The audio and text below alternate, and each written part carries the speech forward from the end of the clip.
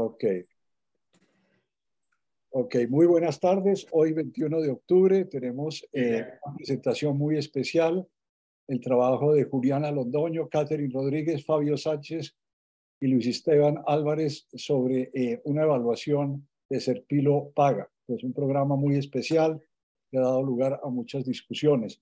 Quiero saludarlos a todos y darle otra vez un saludo muy cordial a Gina Parodi, ministra. Muy honrados de que estés aquí. Y sin más preámbulos, adelante, Catherine.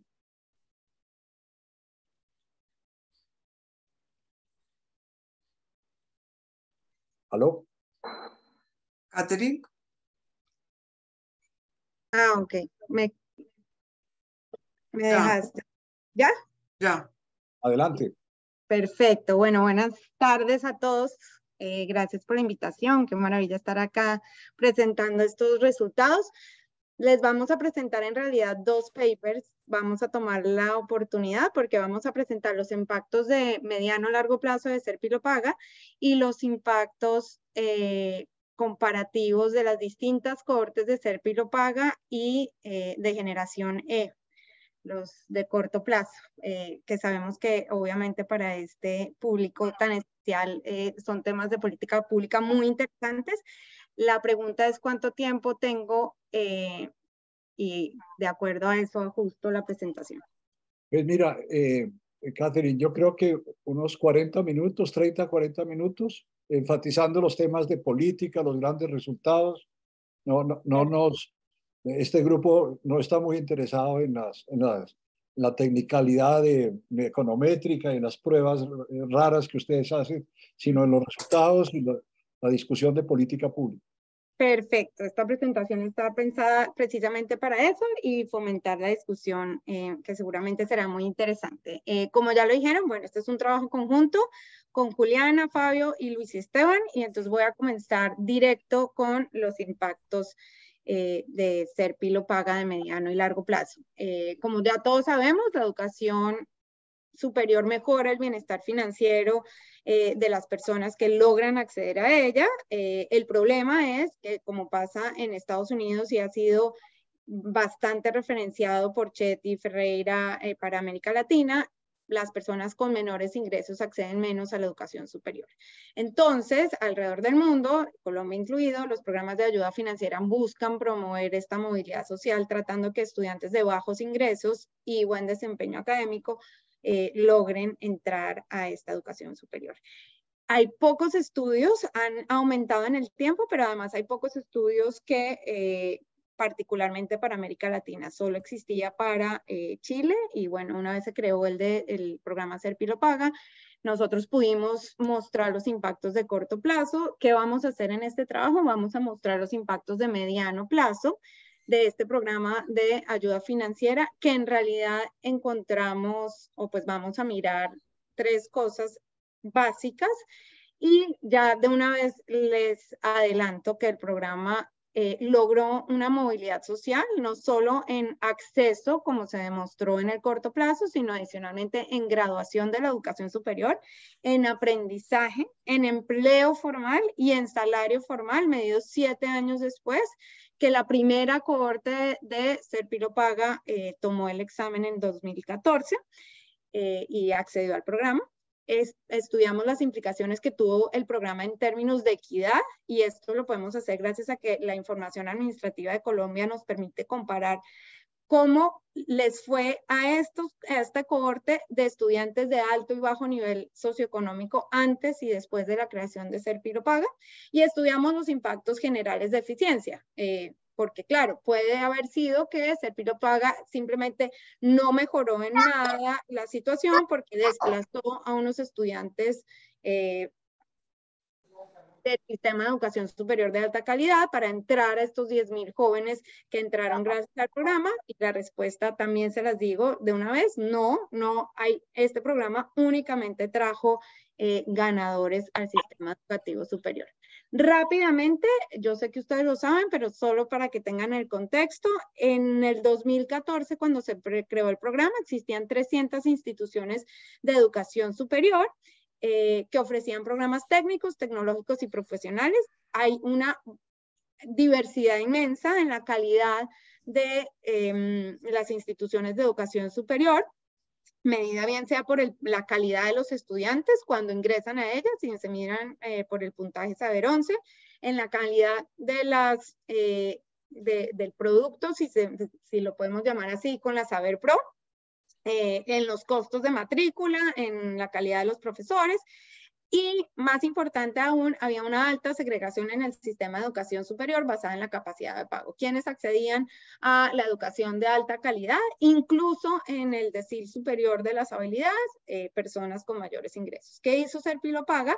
Ser Pilo Paga vino a cambiar esta situación y entre 2014 y 2018 benefició a cerca de 40,000 estudiantes, cubría el costo total de la matrícula de programas profesionales en universidades con acreditación de alta calidad, y esto es fundamental porque aseguró que accedieran estos jóvenes a universidades buenas y les daba un subsidio de mantenimiento. El crédito era condenable si el beneficiario se graduaba del programa. Básicamente habían 2 requisitos para ser elegibles a Ser Pilo Paga, pues habían 3, que fuesen admitidos a un programa de educación superior, pero nosotros nos concentramos en los 2 que eran el primero de mérito. Para obtener Ser Pilo Paga, para ser elegible a Ser Pilo Paga, el estudiante tenía que tener un puntaje de 310 sobre 500. Lo que nos muestra esta gráfica es la distribución de los puntajes de Saber 11 en ese momento, en el 2014-2, y básicamente tener un puntaje de 310 tenía que significar que el joven estuviera a la derecha de esta línea vertical punteada, es decir, que se ubicara en el 9.5% superior de la distribución de habilidades para el país. Y adicionalmente tenía que cumplir con un criterio de necesidad. Iba a familias que tuvieran un puntaje SISBEN inferior a un límite específico. El límite variaba dependiendo si el niño estaba residiendo en áreas metropolitanas, en otras áreas urbanas o en áreas rurales. Si cumplía con ambos requisitos, es decir, estaba en el 9.5% superior y su puntaje SISBEN era menor al límite establecido por el programa, el estudiante podía ser elegible. ¿Qué vamos a hacer y cómo se estiman los impactos que les voy a mostrar ahora y los que les voy a mostrar de cómo comparamos los programas que vinieron después? Vamos a utilizar lo que se llama la metodología de regresión discontinua.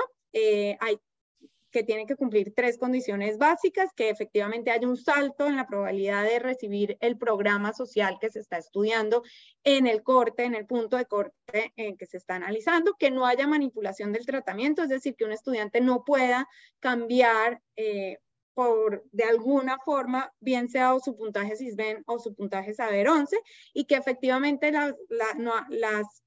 haya balance en las características socioeconómicas a un lado y a otro del programa.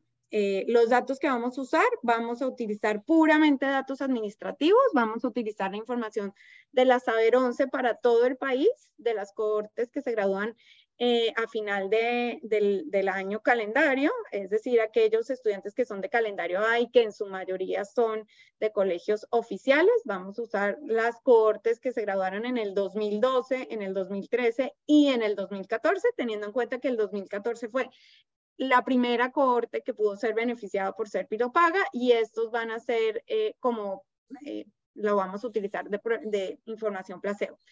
Tenemos información del SISBEN a nivel nacional del 2012, 2013, 2014, y obviamente tenemos información de quiénes fueron efectivamente los beneficiarios del programa de Ser Pilo Paga. Para mirar los impactos de mediano plazo, utilizamos información del SNIES de 2013 a 2020, del Saber Pro y Saber TIT. Vamos a utilizar esto no solo para medir calidad del aprendizaje que alcanzaron a tener en el sistema de educación superior, sino también la probabilidad de grado y resultados en el mercado laboral formal utilizando datos de la PIA. Y esta es la primera gráfica y es en la única que me voy a detallar para explicar rápidamente la metodología. ¿Qué tenemos acá? En el eje X tenemos la distancia al corte de Saber 11. En la raya que está roja en 0 es 310, que fue el corte que se decidió para ser elegible a Serpilo Paga. ¿Qué pasaba? Un joven era elegible al programa si tenía por encima de 310, es decir, si su distancia al punto de corte es positivo. Acá tenemos, por ejemplo, este joven tiene 20 puntos por encima del punto de corte, es decir, seguramente un joven que está acá sacó 330 en la Saber 11. Todos los jóvenes que sacaron menos de 310 en la Saber 11 tienen distancias negativas al punto cero. Entonces, acá un joven que está ubicado en menos 20 significa que sacó 290 en la Saber 11 en ese año. Y acá en el eje Y que tenemos es simplemente la probabilidad que va de 0 a 1 de la probabilidad de ser elegible, de ser beneficiario de Serpilo Paga, de haber recibido unos de estos créditos condonables que ofrecía el gobierno en ese momento. Y acá vemos que es bastante maravillosa, como diríamos, el salto en la probabilidad pasa. Los jóvenes que tienen menos de 310, la probabilidad en las pruebas Saber 11, la probabilidad que hayan accedido a Serpilo Paga es 0 y salta discontinuamente justo en el punto de corte, y por eso se llama regresión discontinua, esta discontinuidad en ese punto de corte, y la probabilidad que un joven que cumpliese con el criterio saber, y acá se me olvidó mencionar, la muestra va a estar restringida a solo los jóvenes elegibles por Sisbén, es decir, acá yo obviamente solo tengo en cuenta aquellos que ya están cumpliendo con la condición de necesidad, aumenta la probabilidad en 60%, en 60 puntos porcentuales que sea elegible. ¿Sí? Continúa, bueno, continúa. Entonces, perfecto. Ahora sí, me voy a los resultados, que es lo que nos interesa a todos. ¿Qué pasó con el acceso a la educación superior? Esta gráfica de acá básicamente replica los impactos de corto plazo que estimamos nosotros en la primera evaluación de Serpilo Paga y les estoy mostrando el inmenso impacto que tuvo Serpilo Paga en acceso. Tienen que tener en cuenta, nuevamente, estamos restringiendo la muestra a jóvenes elegibles por Sisbén y estos son jóvenes que están realmente cerca están realmente ubicados en el decil superior de las pruebas de habilidades de conocimiento en el país. Entonces, a pesar de estar dentro del grupo del 10% de jóvenes más hábiles en el país, tan solo el 40% lograba acceder a el sistema de educación superior. Acá, por ejemplo, los jóvenes que están acá, como están tan cerca de 310 del corte cero, imagínense esto, acá un punto nos puede representar un joven que había sacado 309 en la prueba Saber 11 en ese momento. En general, en promedio, tan solo el 40% entraba a educación superior de manera inmediata, es decir, en enero del 2015-2. ¿Qué hizo Serpilo Paga? Serpilo Paga dobló esta probabilidad, aumentó la probabilidad en 28.7 puntos porcentuales, que implicaba el 70% de aumento más que el doble de probabilidad de acceder a educación superior. Y esto es medido en el acceso en el primer semestre del 2015. ¿Qué pasó 7 años después? Esto es lo que pasó, 6 años después, utilizando información del SNIES.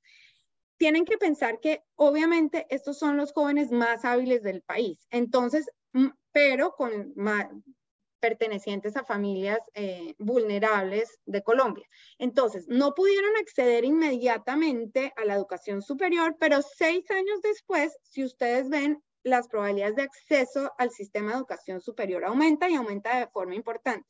Cerca del 80% de estos jóvenes eventualmente termina accediendo al sistema de educación superior, pero sigue habiendo una diferencia, una discontinuidad, porque aquellos que estaban a la derecha del punto de corte y que probablemente recibieron Serpilo Paga siguen teniendo cerca de 20 puntos porcentuales más de estar de haber estado en la educación superior.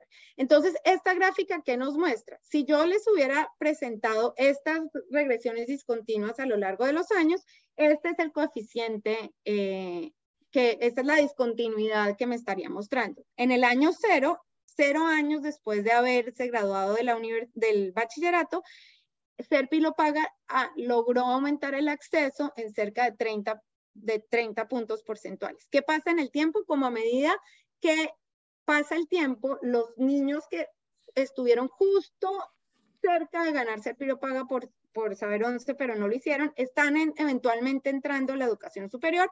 El impacto baja en el tiempo, se estabiliza más o menos en el año 3 y Serpilo-Paga logra un aumento en la probabilidad de acceder a la educación superior en 9.6 puntos porcentuales, cerca del 12%. Sin embargo, ¿qué pasa? Como les mencioné, la clave de Serpilo-Paga es que no solo les permitía entrar al sistema de educación superior, sino que les permitía entrar a un programa de buena calidad. Y esta gráfica lo que nos muestra es precisamente esta misma, pero ya diferenciando por el tipo de institución educativa a la que están entrando. En verde, si están entrando a una institución educativa, a una universidad acreditada, y en gris a una no acreditada. ¿Y qué está pasando con esta probabilidad? Y acá ustedes ven, los impactos de Serpilo-Paga se mantuvieron en el tiempo. Serpilo-Paga permitió, y no solo permitió, sino que aumentó en 43.5 puntos porcentuales, ya al final, 6 años después, equivalentes a un 241%, la probabilidad de que estos jóvenes accedieran a una universidad acreditada. ¿Y qué está pasando?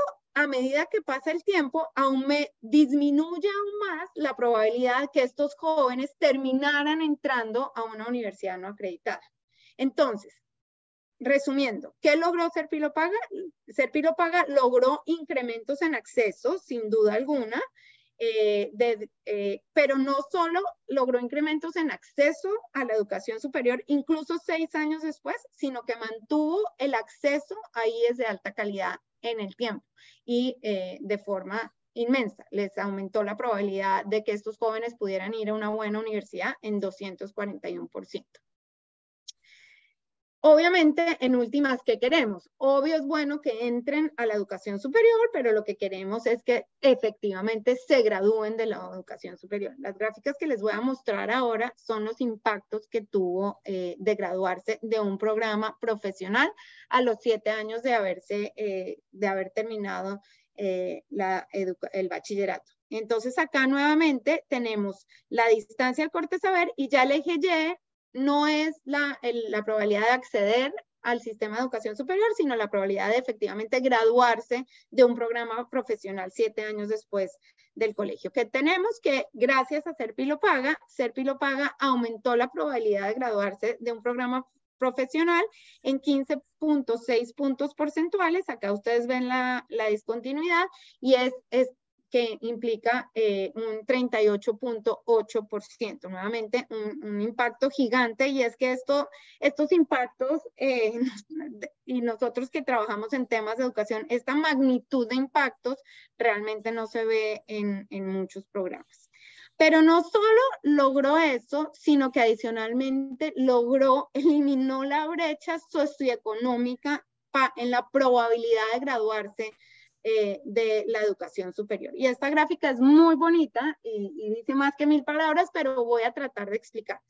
Con las bases de datos administrativas, como les explicamos, nosotros somos capaces de utilizar información y comparar las cohortes antes de Serpilo-Paga, antes de que existiera el programa, y comparar adicionalmente en el mismo año, en la cohorte de 2014, niños que son elegibles por SISBEN. Me voy a referir en esta presentación de estrato socioeconómico bajo, con niños que no son elegibles por SISBEN. Y acá entran no solo los hogares que tienen un puntaje SISBEN por encima del que requería Serpilo-Paga para ser beneficiarios, sino adicionalmente aquellos que ni siquiera tienen puntaje SISBEN, porque pues obviamente su nivel socioeconómico es muy alto, todo de estrato 4, 5 y 6. Entonces yo puedo comparar incluyendo estas personas. Para que entiendan un poco, miren la línea negra. ¿Qué nos dice la línea negra? La línea negra nos dice aquellos jóvenes que son cisben elegibles, es decir, que son de familias socioeconómicas bajas, antes de ser Pilopaga, es decir, en el 2012 y en el 2013. ¿Y qué nos muestran acá? Acá nuevamente, el eje X siempre es la distancia al corte saber, el eje Y es la probabilidad de graduarse. Y acá ven lo que todos sabemos, la probabilidad de graduarse es creciente en el puntaje Saber 11. Entre mayor puntaje tengas en Saber 11, tienes más probabilidad de graduarte de la educación superior. ¿Cuál es la cohorte de nuestro interés que es elegible? Que es la de ser Pilopaga, la roja, la que estábamos acá analizando. Y si ustedes ven, la cohorte antes de ser Pilopaga, por debajo del punto de corte de Saber 11, y la cohorte de ser Pilopaga por debajo del punto de corte es idéntica. Y esto es lo que nos muestra es que estos niños de estratos socioeconómicos bajos, la probabilidad de entrar a la educación superior, básicamente en el punto de corte, de graduarse, era cerca del 40%. ¿Qué pasó? ¿Qué hizo ser Pilopaga? Acá ustedes ven la discontinuidad. Esto es este mismo niño que sacó 311 en el 2013. Este es el niño que sacó 311 en el 2014, la línea roja. Ser Pilopaga les aumentó discontinuamente esta probabilidad y la subió, como ya lo habíamos dicho. ¿Qué son las líneas azules y las líneas grises? Las líneas azules y las líneas grises son la probabilidad de graduarse de jóvenes con de estratos socioeconómicos altos. Y acá ustedes ven y se ve claramente la inequidad.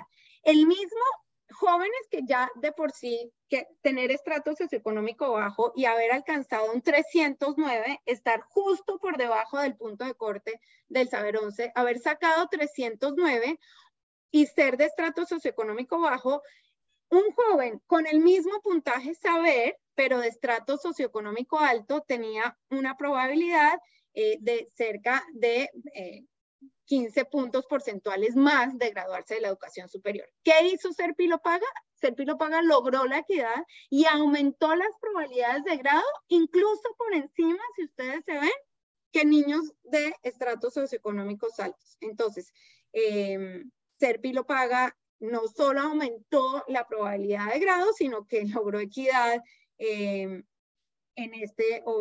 para los jóvenes por encima del 10% superior de graduación. Y adicionalmente, esto es graduación por nivel socioeconómico, pero esto es aún más bonito porque esto mismo se ve, y acá lo que nos dice es que no solo lo graduó, sino como les dije, como lo mostré en las gráficas anteriores, logró que se graduaran no solo educación superior, sino que adicionalmente todo está siendo jalonado porque aumentó la probabilidad de graduarse de universidades acreditadas.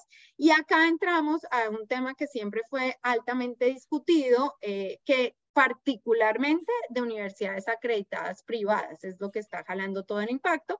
Está bajando, de hecho, un poco la probabilidad que se estén graduando de acreditadas públicas, y como les dije y lo mostrábamos en las gráficas anteriores, está bajando la probabilidad de que se estén graduando de universidades no acreditadas. ¿Qué pasa en desempeño académico? Desempeño académico es impresionante también. Los que trabajan en temas de educación sabemos que un programa para que mejore el desempeño académico toma mucho tiempo, y además las mejoras generalmente no pueden ser muy grandes, a menos que sea un programa absolutamente maravilloso. ¿Qué tenemos en esta gráfica? Nuevamente, como siempre, en el eje X la distancia al corte saber, y acá en el eje Y lo que estandarizamos los puntajes que tuvieron todos los que accedieron al programa de educación superior, a algún programa de educación superior, los puntajes que obtuvieron en Saber Pro.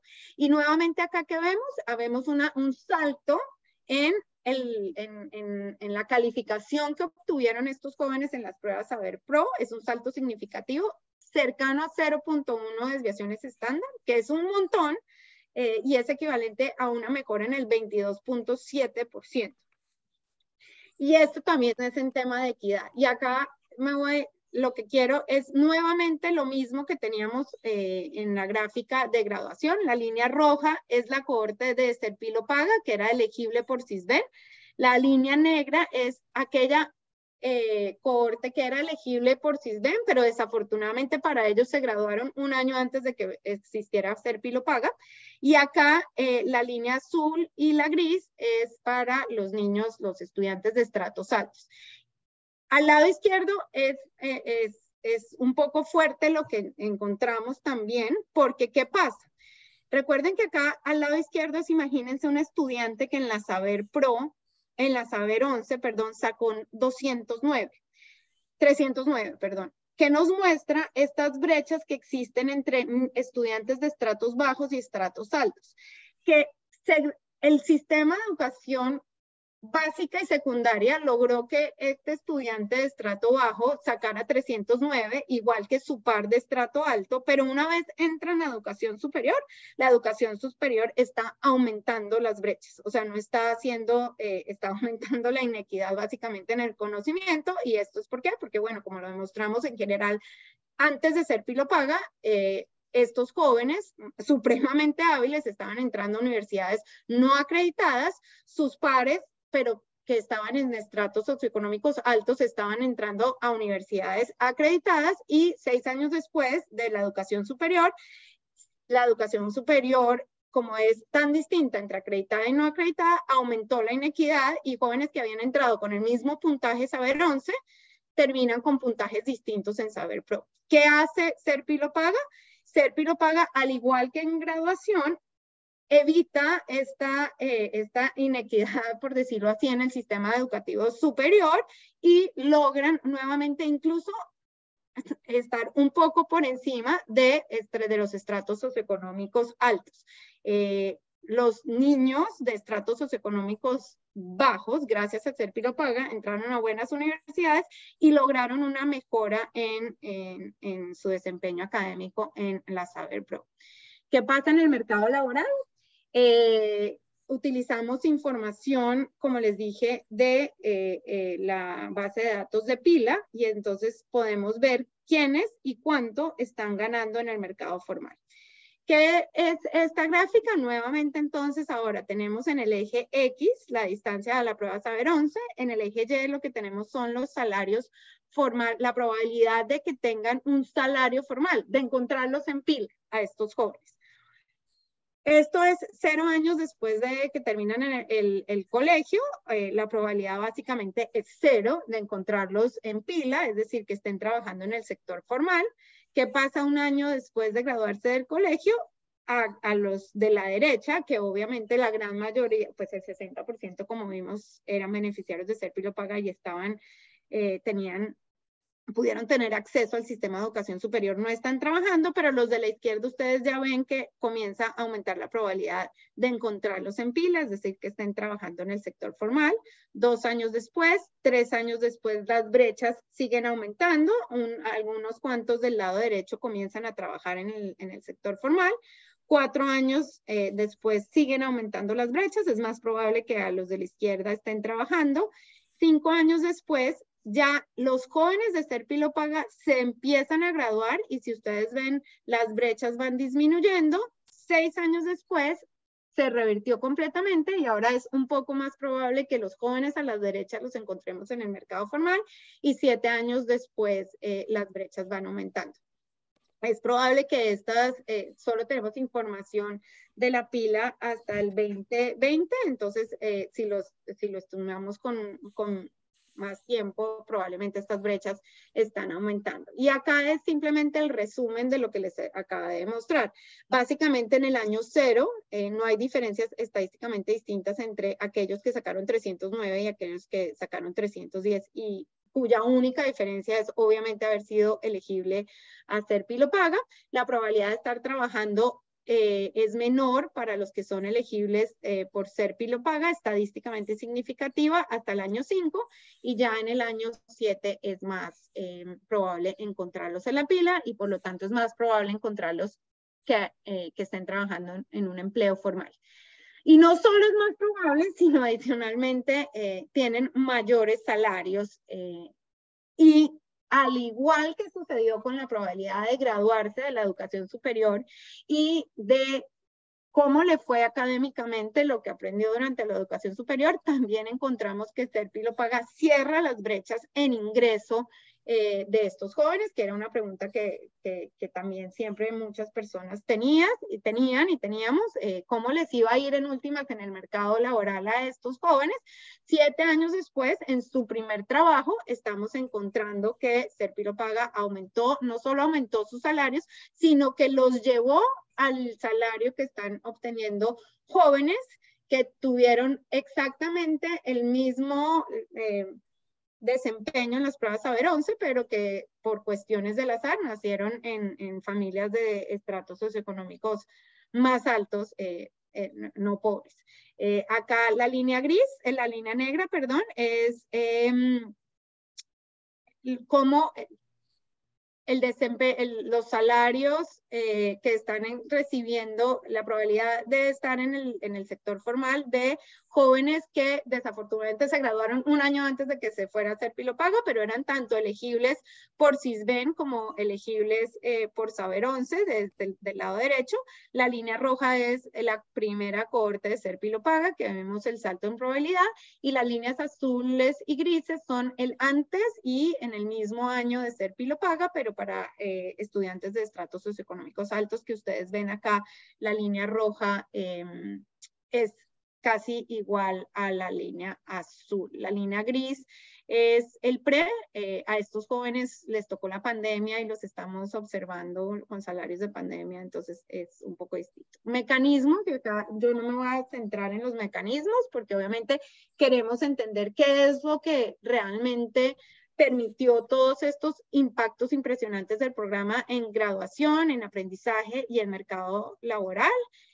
Y básicamente entonces utilizamos una metodología que se conoce como valor agregado, y lo que encontramos es que en últimas las mejoras en aprendizaje y las mejoras en los salarios de los estudiantes se deben a que Ser Pilo Paga aseguró o permitió en realidad que estos jóvenes ingresaran a IES con acreditación de alta calidad. Es decir, ahí es que les daban una buena calidad de la educación superior para aprendizaje y salarios, para el tema de graduación y programas profesionales, probablemente el hecho de que si se graduaban, lograban condonar la deuda, creemos que es lo que explica en realidad estos aprendizajes. La última pregunta es si existen ganadores y perdedores de Ser Pilo Paga, y la respuesta es no, solo hay ganadores. Como les mencioné, en teoría, los efectos de Ser Pilo Paga pudieran ser menores si en últimas lo único que pasó es que desplazamos a estudiantes, digamos, por ejemplo, de estratos socioeconómicos altos de las buenas universidades. Y en últimas, Colombia terminó con el mismo número de graduados de universidades de alta calidad, nada más que ya no de estratos altos, sino de estratos socioeconómicos bajos, y la respuesta es no. No me voy a detener, pero en temas técnicos, utilizando diferencias en diferencias, encontramos que no hubo desplazamiento. De hecho, hubo efectos positivos, no solo porque aumentaron los cupos en las universidades acreditadas privadas, y entonces en general la cobertura de educación superior aumentó gracias a Ser Pilo Paga, sino que adicionalmente los pares de estratos socioeconómicos altos de estos pilos que llegaron a sus universidades mejoraron su desempeño académico en las pruebas Saber 11. Es decir, imagínense como lo que les mostré, los pares de los pilos en las universidades acreditadas, si comparamos a los niños ricos que entraban que se graduaron en el 2014 con los del 2013, a los del 2014 les fue mejor, porque probablemente tuvieron estos pilos al lado pares que aumentaron. Entonces, básicamente, Ser Pilo Paga promovió la movilidad social de estudiantes de bajos recursos y buen desempeño académico, y el diseño del programa fue clave, porque los estudiantes fueron a universidades de alta calidad, y esto hay que resaltarlo porque es la clave. y probablemente la condonación de la deuda generó incentivos fuertes para que estos efectivamente se graduaran. El programa mejoró la equidad, sin duda alguna, como vieron, cerró las brechas que existían en acceso, las brechas socioeconómicas que existían en acceso, en aprendizaje y en salarios entre los estudiantes con bajo y alto nivel socioeconómico, y adicionalmente mejoró la eficiencia porque no, como les dije y no les mostré porque no hay tiempo, pero está el paper, no afectó negativamente a los bachilleres no elegibles. Continuaron entrando a universidades de buena calidad como lo venían haciendo, pero adicionalmente mejoró su nivel de aprendizaje, y con la mejora del nivel de aprendizaje mejoró también los salarios en el mercado laboral de este grupo de pares de alto nivel socioeconómico. No sé si tienen, o sea, quieren que pare acá o les muestro de una vez los resultados de comparar las distintas cohortes de Serpilo y lo Paga con generación E. Tal vez muéstralas de una vez, Catherine, yo creo. Pero, pues sí, yo creo que es mejor. Y entonces, no me voy a... esto está en inglés, perdón, no lo hemos traducido todavía.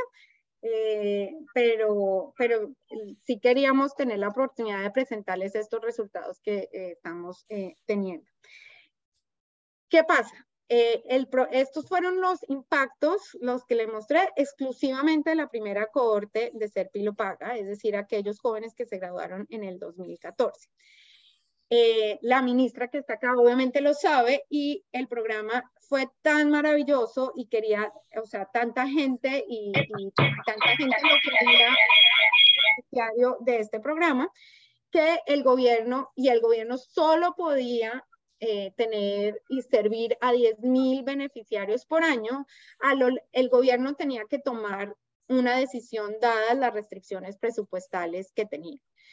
Y básicamente, en ponerlo en estos términos, tenía dos alternativas. Podía priorizar estudiantes en base a necesidad, es decir, podía mantener constante el requisito de saber 11 y decir, miren, para ser elegible a Serpilo y lo Paga, ustedes tienen que estar en el 10% superior, pero como iba a haber tanta gente, y el programa fue probablemente el programa más famoso del gobierno en ese momento, en términos al menos de educación, tenían que restringir un poco el puntaje SISBEN, tenían que decir que solo iba a familias aún más pobres. Alternativamente, el gobierno podría, que fue en últimas lo que hizo, priorizar a estudiantes con desempeño saber 11 más alto, es decir, mantener el puntaje SISBEN que estaban exigiendo constante, pero exigir un mayor puntaje en las pruebas saber 11 para ser elegibles. Y esto es en últimas lo que el gobierno, la decisión que tomó el gobierno. Y acá lo que les estamos mostrando es cómo fue aumentando el requisito de elegibilidad para que un estudiante que se graduaba de la educación superior en el país pudiera acceder a Serpilo y lo Paga. Entonces, como les expliqué, en el 2014 el punto de corte era 310, es decir, sobre 500 tenía que estar en el 9% superior de las pruebas.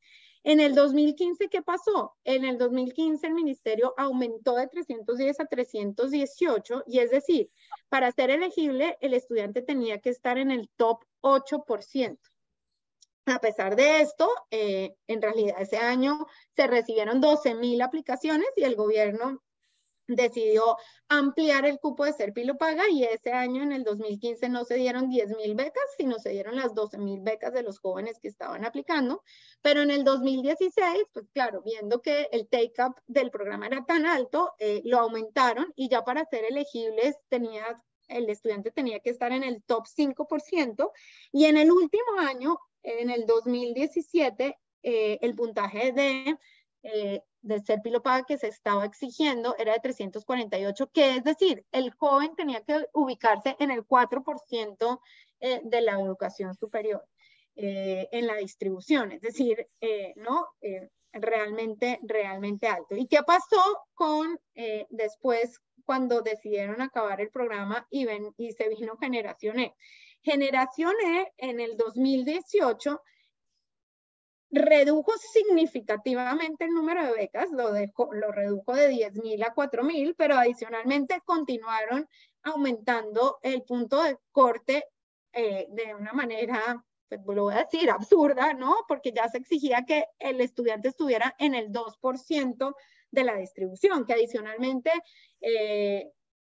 pues de familias muy pobres, en realidad el gobierno solo tuvo 2.000 beneficiarios interesados y entonces ad hoc lo tuvo que bajar a 357, pero de todas formas 357 era supremamente alto.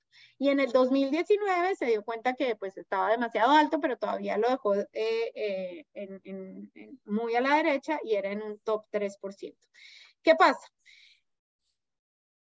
Hay un trade-off, como siempre en economía, como todos sabemos, y a medida que se hicieron más selectivos en temas de mérito, podía haber hay dos trade-offs claros, ¿no? Uno, en progresividad.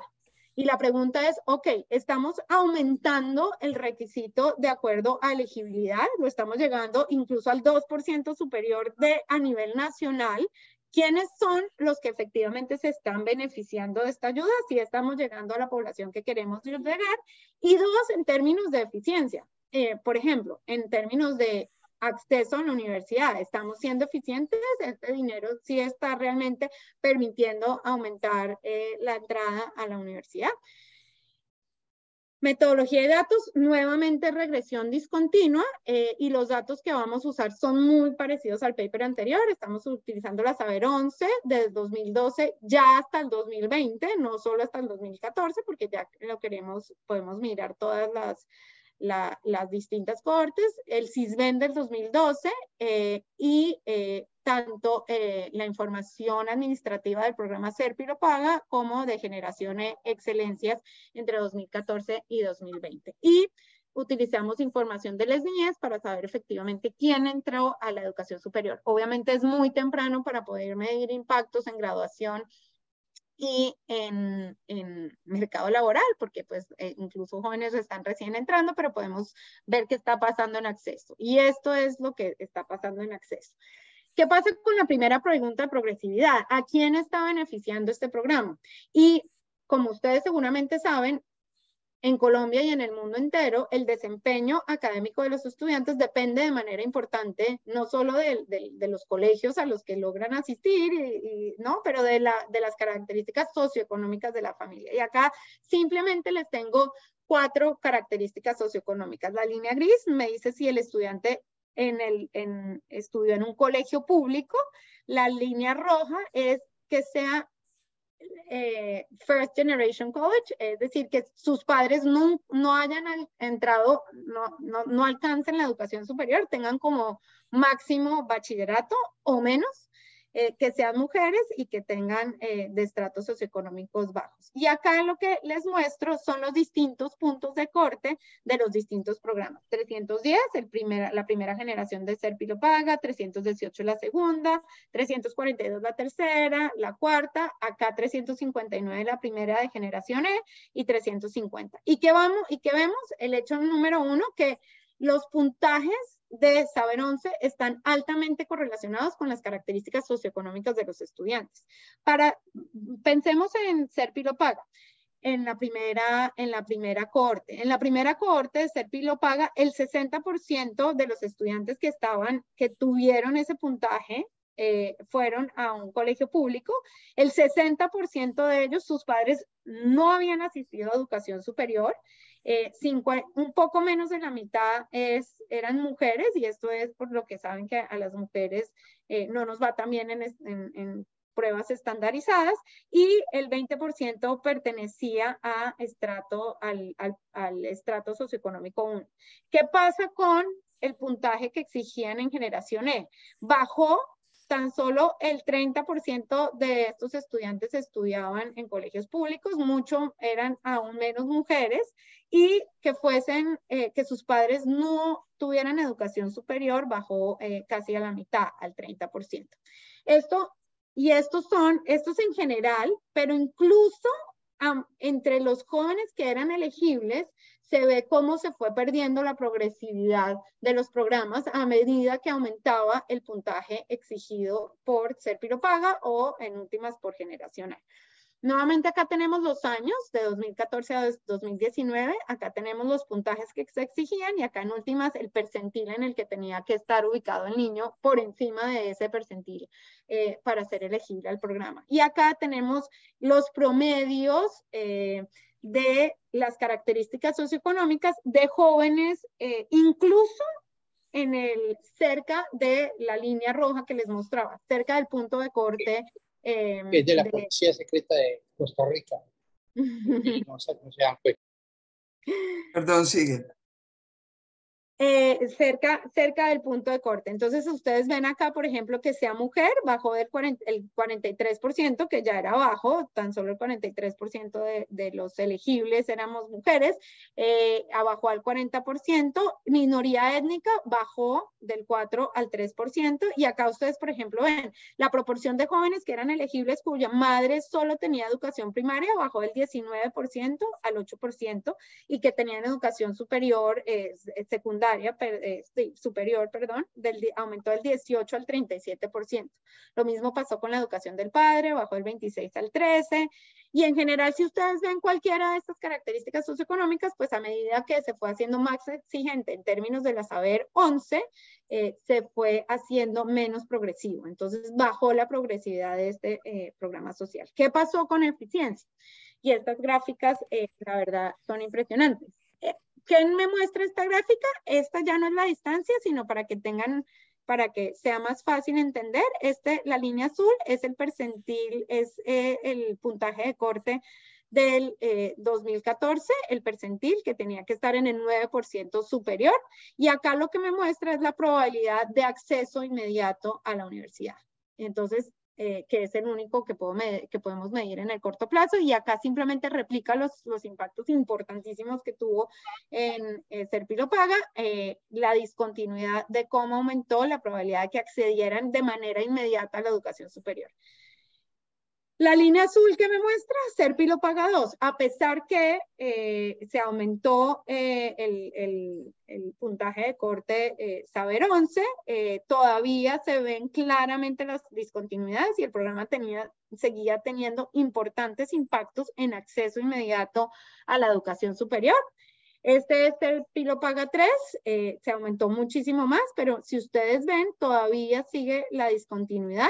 Ser Paga 4, un poco menos, pero sigue un salto en la probabilidad. El programa, la cohorte de Ser Paga 4 logró acceder más al sistema de educación superior gracias a el programa, y esto es la primera generación de generación excelencia. Si ustedes observan acá, no hay ningún salto en la discontinuidad, y esto es la probabilidad de entrada, es decir, el impacto de generación E en acceso a universidad, incluso en el corto plazo, es 0, y generación E2, también no hay ningún salto, no hay ningún impacto de estos programas.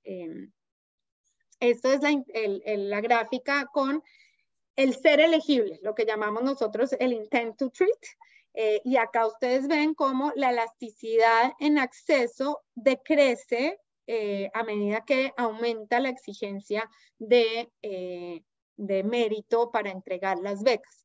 Obviamente no sorprende, porque es que son jóvenes cada vez más hábiles que eventualmente, o no eventualmente, perdón, de manera inmediata, de todas formas, de alguna u otra forma, hubiesen accedido a la educación superior. A medida que aumenta la exigencia por mérito, baja la elasticidad de acceso hasta que básicamente se vuelve 0. Y esto se vuelve 0, esto es con el intent to treat, y esto es ya con midiendo, y pues lo que pasa es que esto es como tomando a todos los que están a la derecha, pero nosotros sabemos que no todos los que son elegibles toman el programa. Ya mirando los impactos en beneficiario, incluso en beneficiarios cae, y no solo cae en términos del salto, la magnitud del salto está cayendo, sino en términos porcentuales que lo estamos midiendo acá, cae, pasa de casi 120% a menos del 20%, y acá ni siquiera es significativo, es 0. Esto es en términos de acceso a la universidad. Esto es en términos, esto es en términos de acceder a un programa profesional. A diferencia de Ser Pilo Paga, Generación E permitía que los estudiantes accedieran a programas técnicos y tecnológicos. Entonces queríamos ver si está aumentando esa probabilidad y tampoco la está aumentando, sigue disminuyendo. ¿Qué pasa con calidad? Y acá entonces, acá sí vemos impactos en calidad. Déjenme y se los muestro acá. Aunque Generación E y las cohortes finales de Ser Pilo Paga tenían menores impactos en acceso, porque la elasticidad iba cayendo a medida que aumentaba la progresividad en el Saber 11, el acceso a universidades de calidad cayó, pero no cayó tanto.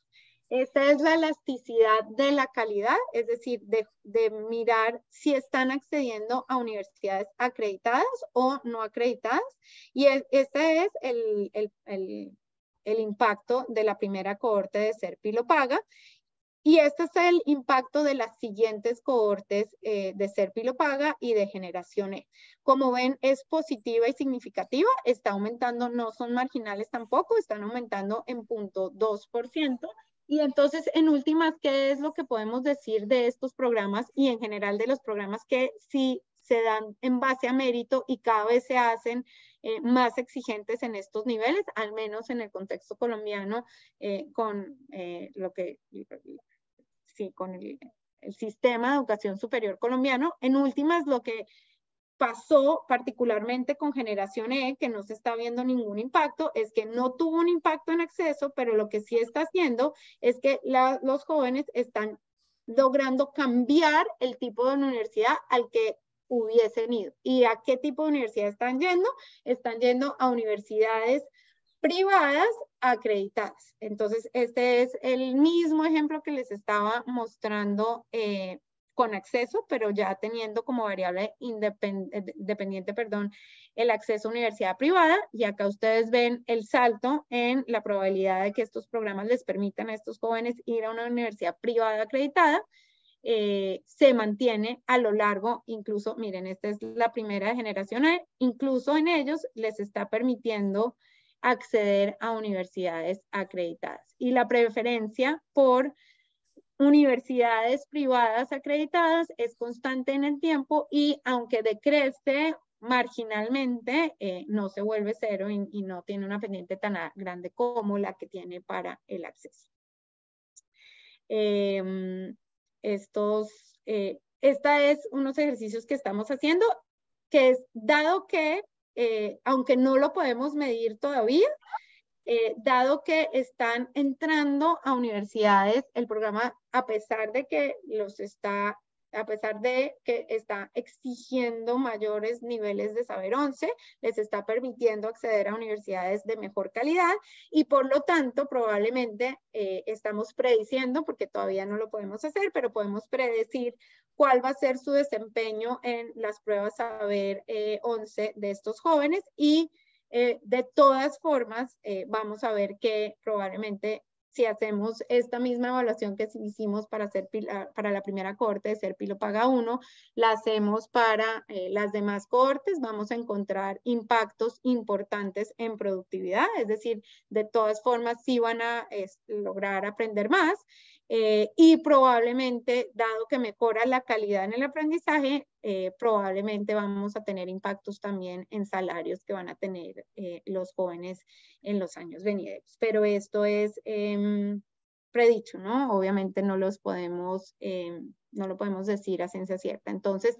en este segundo paper que les presenté muy rápido, estudiamos el trade-off que existe entre equidad y eficiencia, si existe o no, pasando cuando se le da estas ayudas financieras de educación superior al top 10% de los jóvenes en términos de habilidades y al 50% en términos de estratos socioeconómicos. Y en conclusión llegamos que entregar las ayudas financieras exigiéndoles cada vez mayor mérito a los jóvenes, pues claramente No es un programa que va a ser menos progresivo porque el desempeño académico de los estudiantes en últimas depende mucho de las características socioeconómicas de las familias.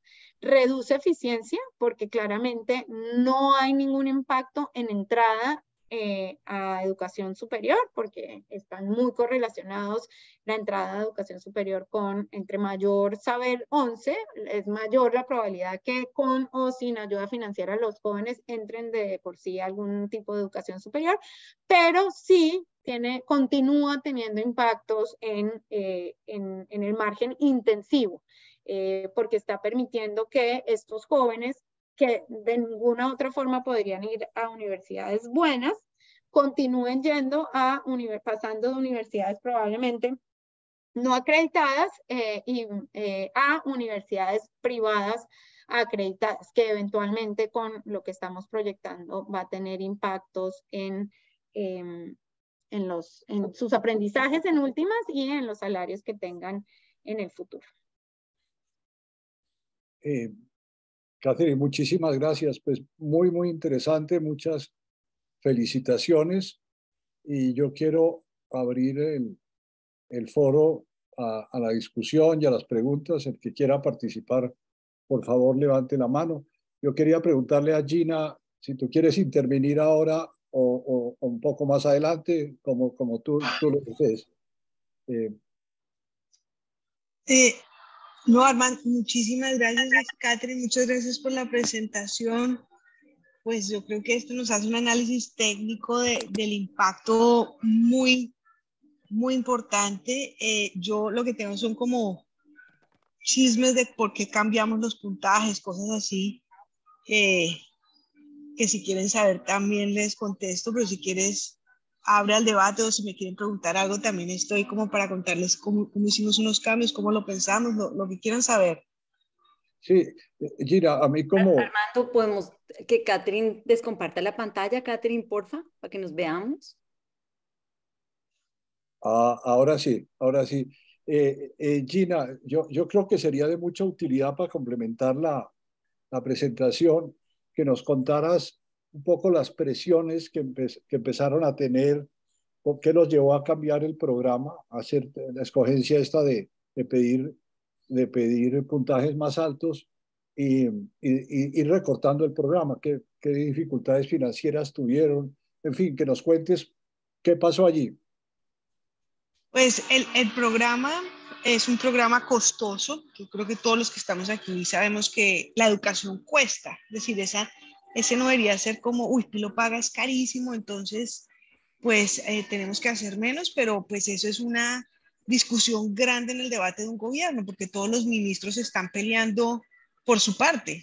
Todo es importante, la salud es importante, las carreteras son importantes. Entonces, lo primero que hicimos fue convencer al presidente que un número sería 40.000 y comprometernos desde el inicio del gobierno con 40.000. Así que cada año nos tocó, o sea, como el primer año, eso tuvo un impacto, ¿no? Creo que Catherine lo dijo alguna vez o en algunos de los papers de ellos está, y es que movió las pruebas saber, o sea, el segundo año, el promedio de las pruebas saber se movió, cuando uno ve la distribución, entonces eso hizo que en ese primer año tuviéramos que subir un poco el puntaje, unos puntos para que cumplieran 10.000, pero al final fueron 12.000. Entonces, claro, en una pelea con el ministro de Hacienda nos conseguimos la plata para los 12.000. Sí, si ustedes miran, pasamos de 10.000 a 12.000 en el segundo año.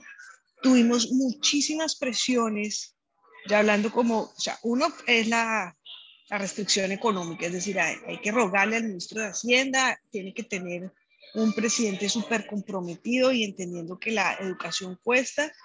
Tuvimos muchísimas presiones de las universidades públicas. Y yo creo que buena parte del capital político se nos fue ahí, porque las universidades públicas al principio, el primer año les pagamos la matrícula, entonces por ejemplo en la Universidad Nacional, en este caso, era como 1,5 millones, mientras que el cupo en los Andes era mucho más alto, entonces después negociamos con ellas de tal manera que pudiéramos pues pagarles el cupo, como si estuviéramos pagando no solo la matrícula sino el cupo, entonces básicamente costaba lo mismo o más o menos parecido a la Universidad de los Andes y la Universidad Nacional. ellos aceptaron esa negociación. Lo que creo que nunca produjo un autoexamen es eso que mostró Catherine, y es que finalmente los jóvenes prefirieron siempre irse a una universidad privada. Yo creo que después las presiones que más tuvieron fueron presiones de universidades públicas. Y otra cosa que alguna vez hablamos con Cecilia María, que finalmente es la ministra de Ministras de Educación, a todas nos ha dado clase, fue que muchísimas universidades comenzaron a pasar en el programa de acreditación de alta calidad. Yo creo que si bien al principio esas universidades realmente eran de una altísima calidad, poco a poco, y pues ustedes lo han visto en noticias recientes, se metieron, se lograron colar, se metieron universidades que no eran tan de alta calidad, y eso yo creo que puede dañar los impactos de un programa como ser Pilopaga. Pero en resumen, sí tuvimos restricciones económicas. Eso al principio, por lo menos hasta que yo estuve, pues nos dimos la pelea porque habíamos anunciado 40.000, y lo segundo, mucha presión de universidades públicas, y después la típica cosa colombiana, que es que es bueno que al que esté gobernando le vaya mal para que yo después pueda gobernar. Entonces tuvimos oposiciones absurdas sin ningún argumento, pero muy fuertes, de gente con mucha audiencia en contra de ser Pilopaga, eh, que después a la hora de gobernar no han hecho nada ni parecido, digamos. Ok, gracias, Gina. Cecilia, ¿usted quiere opinar? La ministra, como dijiste, Gina, la ministra de las ministras. No, eso es simplemente por edad. Ya eso es un problema de edad. No, a ver, bueno, muchísimas gracias. Yo creo que este análisis es muy iluminante. Y obviamente aquí tenemos una restricción económica importante. O sea, pues cuando uno decide, se la meto a educación superior o se la meto a primera infancia, se la meto a educación pública, educación privada, en fin, todo eso pues hace que sea muy difícil conservar un programa creciente de Pilopaga. Pues no lo pudimos con una ministra poderosa políticamente y pues dijéramos con el compromiso del presidente, porque realmente hay unas limitaciones reales. Pero yo lo que veo es que haber hecho este experimento, y es un poco lo que pienso también de lo de los colegios en concesión, nos permite ver cuáles son los incentivos que podemos mover, inclusive en otros programas. Yo diría, y no sé, Catherine y Juliana, si uno en este momento hiciera análisis parecidos de lo que pasa, por ejemplo, los muchachos que van a las universidades públicas de calidad, que además son bastante selectivas, y cómo les va a esos muchachos, y en fin, y empezar a hacer cosas generales analizando y devolviéndole esto al ministerio, yo creo que podría ser muy iluminante para poner los incentivos que se vayan a poner en el futuro y a dónde se van a poner, porque es que es muy interesante, o sea, cómo el punto de corte establece muchas diferencias, dijéramos, en las efectividades de la movilidad social, en fin, una cantidad de cosas que yo creo que pueden ser muy interesantes para diseñar cualquier programa, de manera que, pues, el problema, por ejemplo, no vemos, es decir, obviamente el programa generacional fue mucho más chiquito y fue muy restringido, pero también fue muchísimo menos costoso. Entonces uno también tiene que relacionar, digamos, los costos de los programas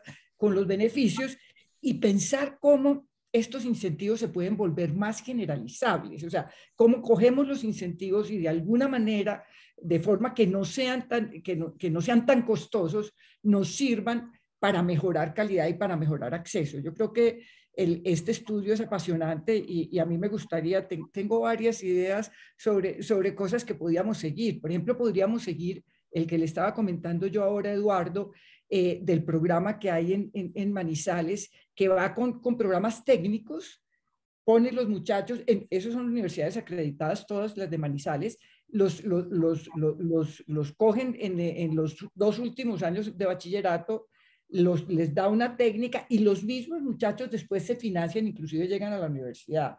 Y realmente estamos viendo pues unos signos de que sí mejoran sus ingresos, de que mejora su acceso a la universidad y otra cantidad de cosas con unos programas que no son tan costosos, pero que probablemente es Pilopaga el que nos mostró cómo se podrían hacer. De manera que Yo agradezco mucho este análisis y espero que vengan muchísimos más porque yo creo que podríamos hacer mucho más eficiente el gasto, especialmente en educación superior, que ahora viene, dijéramos, esa presión tan grande. Gracias, Cecilia. Adolfo Meisel, adelante. Gracias. Yo tengo algunas preguntas. Digamos, hubo algo que no entendí muy bien. Tú hiciste alusión a la externalidad de las pruebas Saber 11 de los pilos sobre los resultados de la prueba Saber 11 sobre estudiantes de estratos altos. No entendí cómo es el mecanismo, porque sí hemos observado en un trabajo con Ángela Granger que una externalidad al interior del salón de clase. O sea, en la Universidad del Norte tuvimos fue la universidad con el mayor número de pilos en todo el país. Hubo unas carreras donde había tuvimos varias carreras donde había una alta concentración en los salones de clase de pilos, donde había una alta concentración de estudiantes pilos en el salón de clase. El promedio del resto de estudiantes subió un poco de competencia muy directa en el salón de clase. Veo ese efecto en las pruebas Saber 11. Pues, no entiendo ahí cómo se da. Que sí hemos observado es que en los cortes siguientes, cuando ya los primeros de cierto colegio público se dieron cuenta que tenían la posibilidad de ganarse la beca, mejoraron. Pongo un ejemplo, el Colegio Metropolitano de Soledad, que es el colegio donde tuvimos más pilos pagas. Hay un efecto nacional, los estudiantes ya sabían que había esta posibilidad, se esforzaron por tener buenos resultados en la prueba Saber 11 y mejoraron Ahora, yo creo que tú tienes una visión un poco optimista de que todo fue bueno. Yo creo que hay un efecto, digamos, yo creo y quiero que uno de los efectos, digamos, las universidades públicas se perjudicaron un poco, porque ¿qué pasó? Que no necesariamente en balance es malo, pero para ellos fue malo. Los mejores estudiantes se pasaron para las privadas de excelencia. Universidades públicas que no son de excelencia, se pasaron. Entonces, nunca les gustó el programa porque lo que vimos fue que ellos perdieron a los mejores estudiantes. Y creo que lo que puede pasar ahora es que el fenómeno, por ejemplo, en el caso nuestro de medicina, la mitad de los estudiantes son, en este momento, o sea, fue una revolución realmente. Y eso explica por qué hemos subido en los rankings muchísimo. Y lo último, pensar hacia el futuro con las 4U y CES y AFIT y el CES. Hemos pensado que un esquema hacia el futuro que podría ser interesante es que, digamos, ganarse una beca esta, hemos dicho, que es como una especie de lotería, realmente. O sea, salir a ser médico de una cuando simplemente me dieron una beca, es como ganarse una lotería. Entonces, sí, yo sí pienso que los estudiantes de profesional es retribuir parte de lo que la sociedad tema como tripartito, donde las universidades seguimos poniendo el 25% que estamos poniendo en generación E. El estudiante ponga, digamos, un 35% de beca de crédito de largo plazo contingente al ingreso. Y ahí llevaríamos 30, 60. Y el gobierno, por ejemplo, ponga un 40%. Eso bajaría mucho el costo del programa. Y creo que lo haría mucho más equitativo de cierta forma. Eso, digamos, pero sí me gustaría como entender el mecanismo. Y el dólar no está a 6.000 el lunes, ¿no? Perdón, ¿qué? Adolfo. Sí. Entonces, ok, muchas gracias. Los coautores, Fabio, Catherine, ¿quieren responderle la pregunta a Adolfo? Sí, claro, no, buenísimo, Adolfo. De pronto lo dije mal, tienes toda la razón. Yo me refería a las pruebas Saber 11, a las pruebas Saber Pro. Los compañeros de los pilos están teniendo mejores puntajes en las pruebas Saber Pro gracias a que están teniendo estos jóvenes pilos. Entonces, incluso los puntajes de los niños de estratos socioeconómicos altos en las universidades acreditadas están aumentando. No, eso sí, bueno, no entiendo. Bueno, ok, gracias. Exacto, gracias, exacto. Me refería a que hay ganancias en conocimiento, no solo para los pilos, sino para los compañeros de los pilos, medidos por las pruebas Saber Pro. Y lo que tú mencionaste y lo que se ha estudiado en otros papers académicos de cómo este programa incentivó a que además, y lo mencionó Gina, para que aumentaran el desempeño en las pruebas Saber 11 en las futuras generaciones, y eso también se ha estudiado bastante. Sí, a mí me parece toda la razón. Yo creo que, y siendo académica, creo que este programa, pues con los datos que yo veo, la verdad, y he visto varios programas académicos, pocos tienen los impactos que esto tiene, y sí le tengo mucho cariño al programa, pero la verdad es que hay muchas críticas, y lo mencionó Gina, que era muy costoso, pero pues hay que tener en cuenta que la universidad era costosa, y esta crítica de que se estaba robando los estudiantes de las universidades acreditadas públicas, la verdad, pues la verdad es que no, porque si uno mira antes de ser Pilo Paga, estos que eran el 10% superior, y lo vimos estaban en el 10% superior de las pruebas de habilidades, tan solo el 40% entraba de manera inmediata a educación superior, pero además esto era el 40% entraba a educación superior, pero ¿sabes cuántos entraban a educación acreditada, que era pública? El 10%. O sea, antes las universidades públicas tampoco se estaban esforzando, y precisamente pues la ministra sabe seguramente más de dónde surgió el programa, pero es que estos jóvenes ni siquiera estaban entrando, estaban en el 10% superior de las pruebas de Saber 11 del país, y solo el 10% de ese 10% estaban entrando a universidades acreditadas públicas. Las universidades antes de ser Pilo Paga ni siquiera los tenían en cuenta, porque adicionalmente era dificilísimo entrar, que ya lo cambiaron, pero antes, por ejemplo, para entrar a la Universidad Nacional tenían que presentar el examen de la Universidad Nacional, que solo lo presentan en 30 municipios de Colombia, les costaba más, ya es que aplicar a la Nacional ya era una barrera de entrada para estos jóvenes. Entonces, pues sí, completamente de acuerdo con lo del comentario de retribuir no solo las universidades privadas deberían aportar como están haciendo con generaciones, sino que completamente de acuerdo, los mismos becarios pueden y tendrán el ingreso suficiente pues para aportar un poco, y como pasa en muchas becas, no solo en Colombia y no solo para educación superior, sino para posgrados también. Muchos de nosotros tuvimos el privilegio de irnos a estudiar al extranjero gracias a una beca, y en últimas de alguna forma lo retribuimos y pagamos con trabajo o pagando pues el crédito. De los comentarios de Gina, sí, la educación es costosa, obviamente, y ustedes pues claramente tienen los números mejor que incluso nosotros, y esto en contexto, pero es nuevamente todas estas críticas de personas que sin fundamento también le dieron al programa.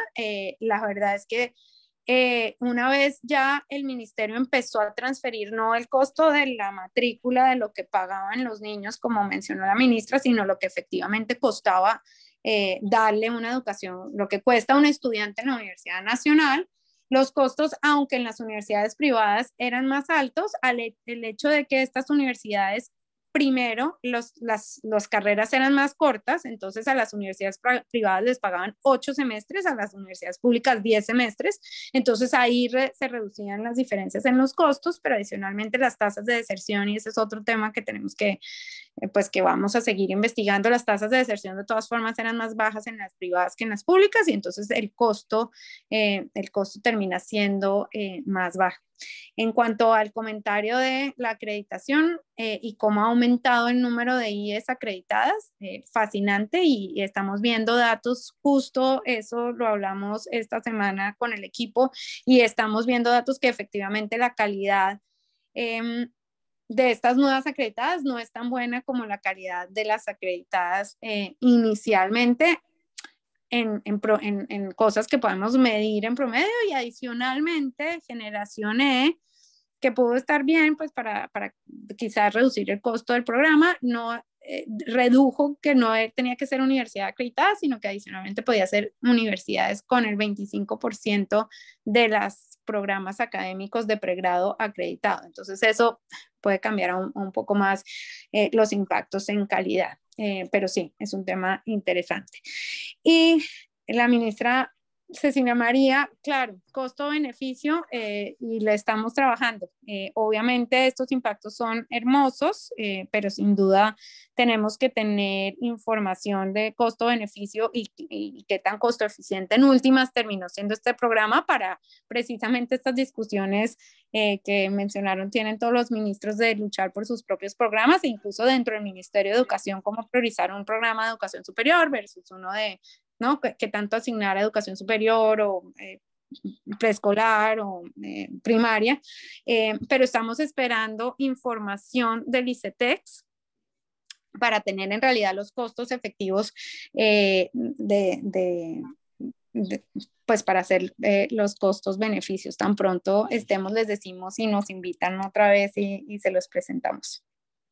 No sé, ¿tú quieras agregar algo? No, tenemos una lista ya de varias personas que quieren intervenir. Voy a darle la palabra a 2 personas y luego vuelvo a ti, Catherine. Entonces vamos con Cristian Jaramillo y Rudy Holmes. Cristian primero, adelante. Fabio, Catherine, qué bueno, qué buen trabajo y qué clara la exposición, además, debo decir, muy clara la línea argumentativa. Es una pregunta para yo entender bien, y creo que ya lo mencionaste, acabas de mencionarla hace un momento. Uno de los efectos que uno ve es que la mejora para los que entran a hacer Pilo Paga, en términos de graduarse, de no tener deserción en mitad de la carrera, es mejor en los colegios privados que en los públicos. ¿Qué debería yo leer ahí? ¿Cuál es el sentir de ustedes? ¿Estamos hablando de un problema de autoselección, de qué estudiantes de Ser Pilo Paga escogieron privados versus públicos, o estamos hablando de un problema de qué tan buen entorno es conducente a graduarse las universidades privadas contra las públicas? ¿Cuál de las dos sería como la interpretación? ¿O hay otra que no estoy viendo? ¿O no entendí bien los datos? Muy bien. Gracias, Cristian. Rudy, adelante. Gracias, Armando. Yo quiero felicitar a los autores, a Juliana y a sus colaboradores, que me parece importantísimo el resultado.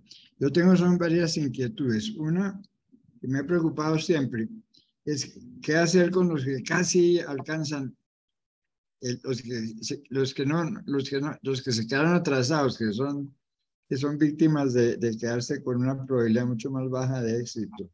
Y no valdría la pena pensar en programas de ese estilo, porque hay que crecientemente ir abarcando distintas poblaciones. La otra inquietud que tengo es que a mí me parece, y siempre he dicho, que el de los Pilo Paga debería tener mucho mayor financiación privada. Y yo creo que este estudio lo que hace es que nos da un argumento muy poderoso para las personas y entidades que colaboran en programas de este estilo, para que le pongan la plata ahí, porque el beneficio es gigantesco. Entonces yo le pondría menos énfasis al gobierno y más al sector privado para el programa estrella, pero yo pienso que no lo podemos dejar morir. Y el problema es de plata, y muchos de los incentivos que están presentando también son incentivos financieros, pues las empresas, las universidades que buscan acreditación.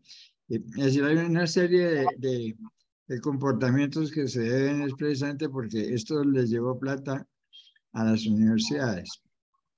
Bueno, ese es un tema. El otro tema que es una curiosidad que tengo, que en la progresividad de un año al otro van perdiendo efectividad en el programa, pero no con las mujeres. Yo no sé si eso o mejor dicho, la caída es mucho menor en el caso de las mujeres, y me gustaría tener alguna interpretación de eso, porque me llamó la atención positivamente, digamos. Eso es, Armando. Muchas gracias. Gracias, Rudy. Catherine, adelante. Fabio, ¿quieres que responda o sea, quieres o sigo yo? No. Dale tú, Si por quieres. favor, Catherine, dale que tú ya estás. Hola, Cristian, qué bueno verte. Gracias.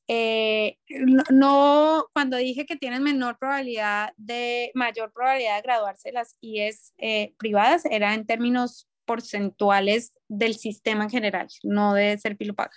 En promedio en el sistema, las tasas de deserción son menores en las universidades privadas que en las públicas, y esto tiene distintos argumentos. En uno de ellos es que adicionalmente en las públicas, en últimas, si dejas de estudiar, al estudiante no le cuesta nada, y es un poco de por qué decimos que el incentivo, el crédito es importante para que estos jóvenes terminen graduándose y haciéndose el esfuerzo por graduarse, que pues pasen las privadas, ¿no? Entonces la deserción es menor. No me refería a impactos del programa Ser Pilopaga en deserción.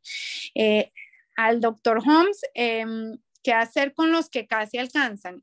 Con los que son 309. Sí, eso es una pregunta que siempre la hemos tenido, y además es una cosa que en últimas también nos hemos discutido bastante en el equipo de cómo mejorar el sistema, porque que era lo que les mencioné, incluso antes de ser Pilopaga, solo el 10% de estos jóvenes, que eran el 10% más hábil de la población, estaban logrando acceder a las IES públicas. Ya con el hecho de que se esté cambiando el proceso de admisión, puede que quizás, yo no hemos revisado los datos, pero puede que quizás eso esté ayudando. Hay otros programas que tiene el gobierno, están los créditos Access, que Fabio, tú sabes más, y si quieres puedes hablar de ellos, pero sin duda también es una población que también tenemos que ayudar.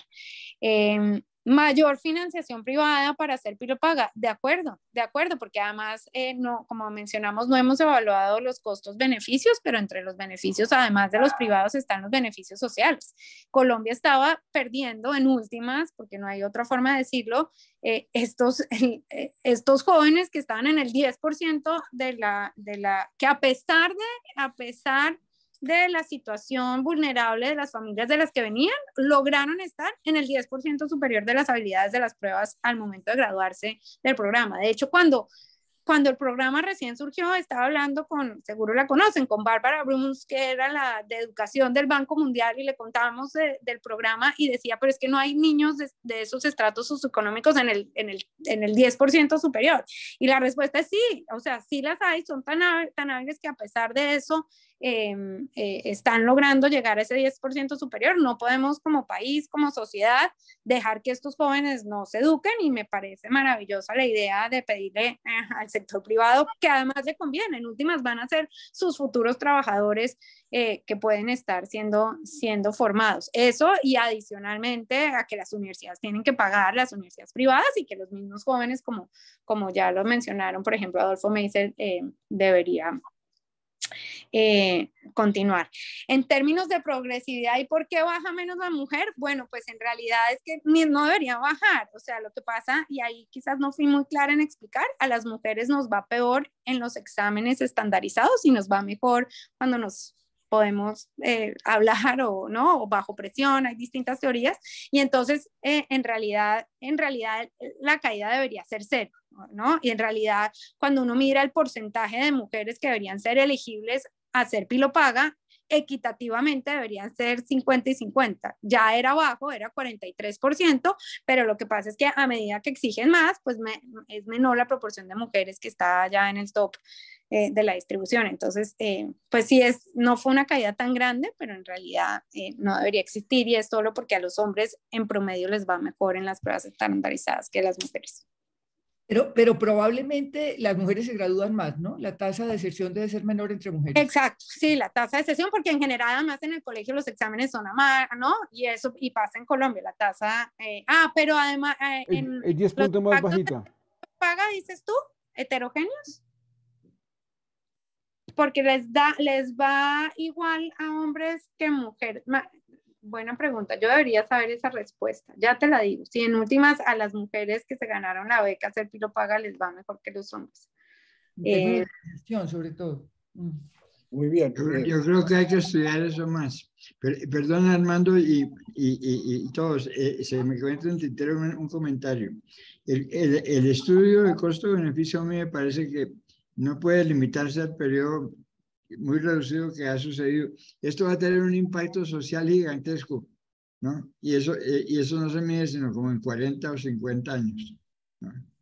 Ha habido experimentos, y otro día les cuento lo que yo pienso, pero ha habido experimentos que ocurrieron históricamente que tuvieron unas consecuencias en los siguientes 40 años gigantescas, ¿no? En la Escuela Normal Superior, que fue en la que participó mi papá, uno de esos experimentos. Entonces hay que tener eso en cuenta también con esto. Muy bien. Voy a darle la palabra a dos personas, a Nano Zuleta y a María José Álvarez. Nano nos había pedido la palabra hace rato. Nano, adelante. Gracias. Y bajé la mano sin querer, perdón. No, son varias cosas. Así que tal vez empiezo retomando lo que decía Rudy de estos efectos de muy largo plazo. El paper de Juan Sebastián Galán sobre reforma agraria, que encuentra unos efectos grandes en movilidad.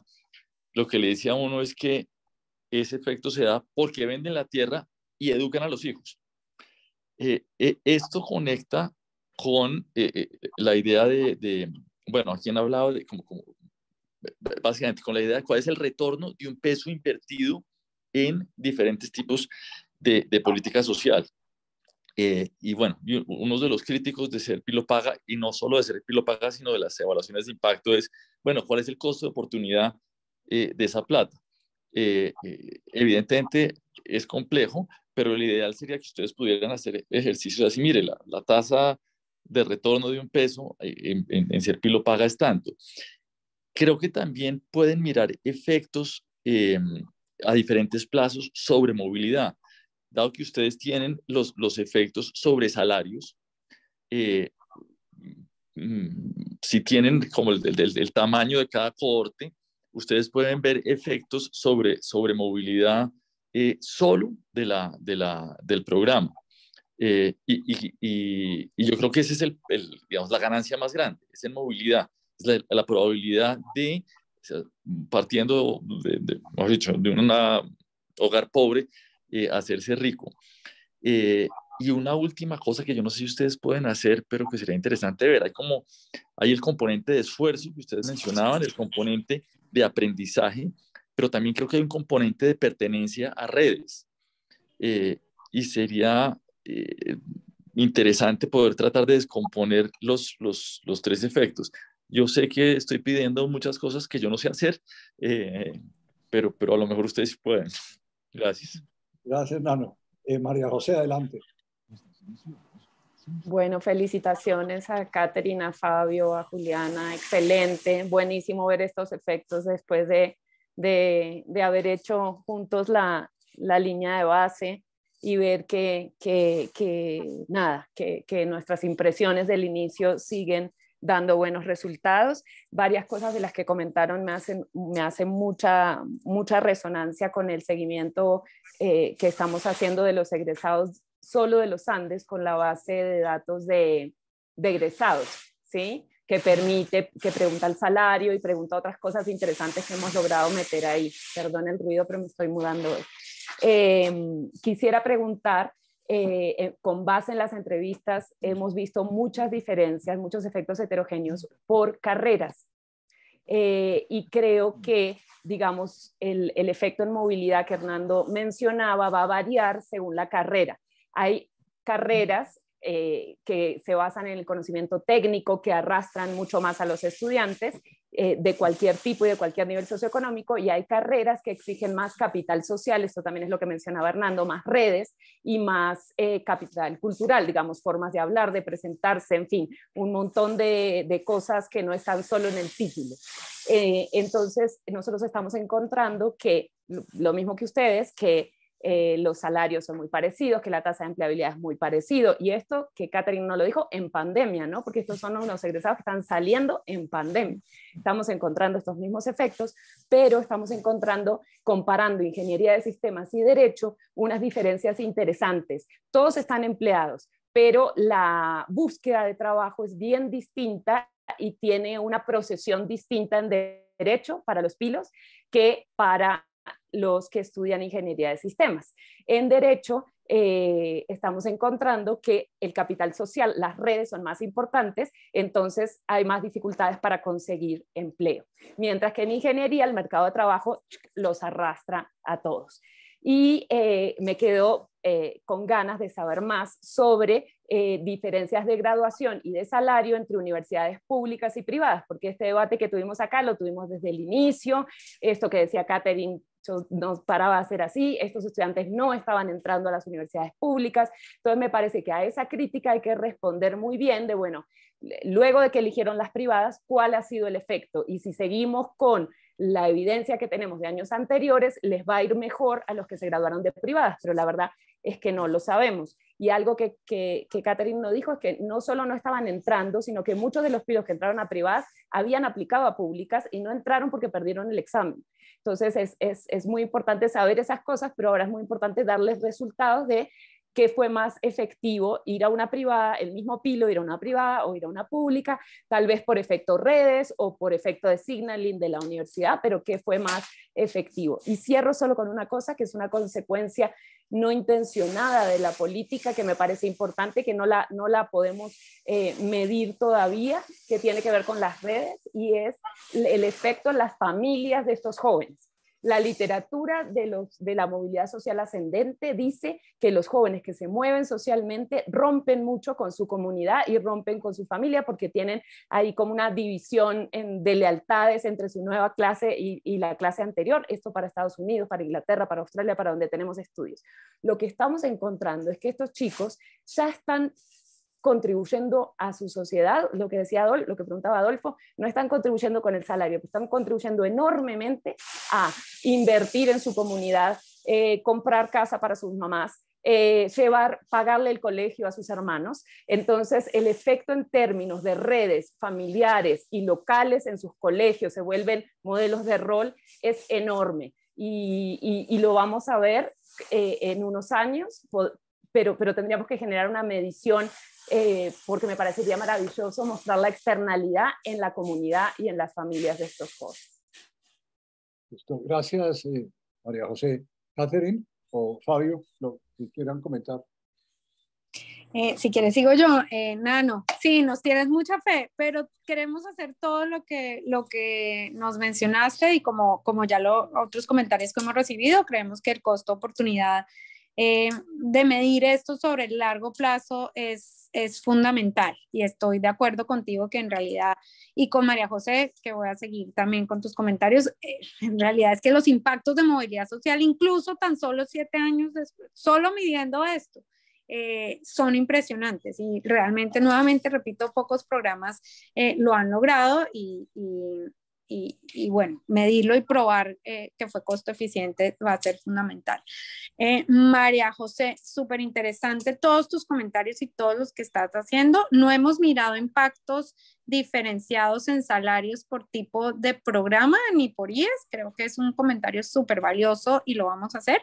Hemos mirado impacto de graduarse de una carrera STEM por género. Entonces estamos encontrando que Ser Pilo Paga tiene un mayor impacto que un hombre se gradúe de una carrera STEM que de una mujer, pero correlacionado con el otro comentario que después lo revisé, que dijo la ministra Cecilia María Vélez, las mujeres, el impacto en graduación es mayor en los hombres también, porque exactamente las mujeres desertamos menos.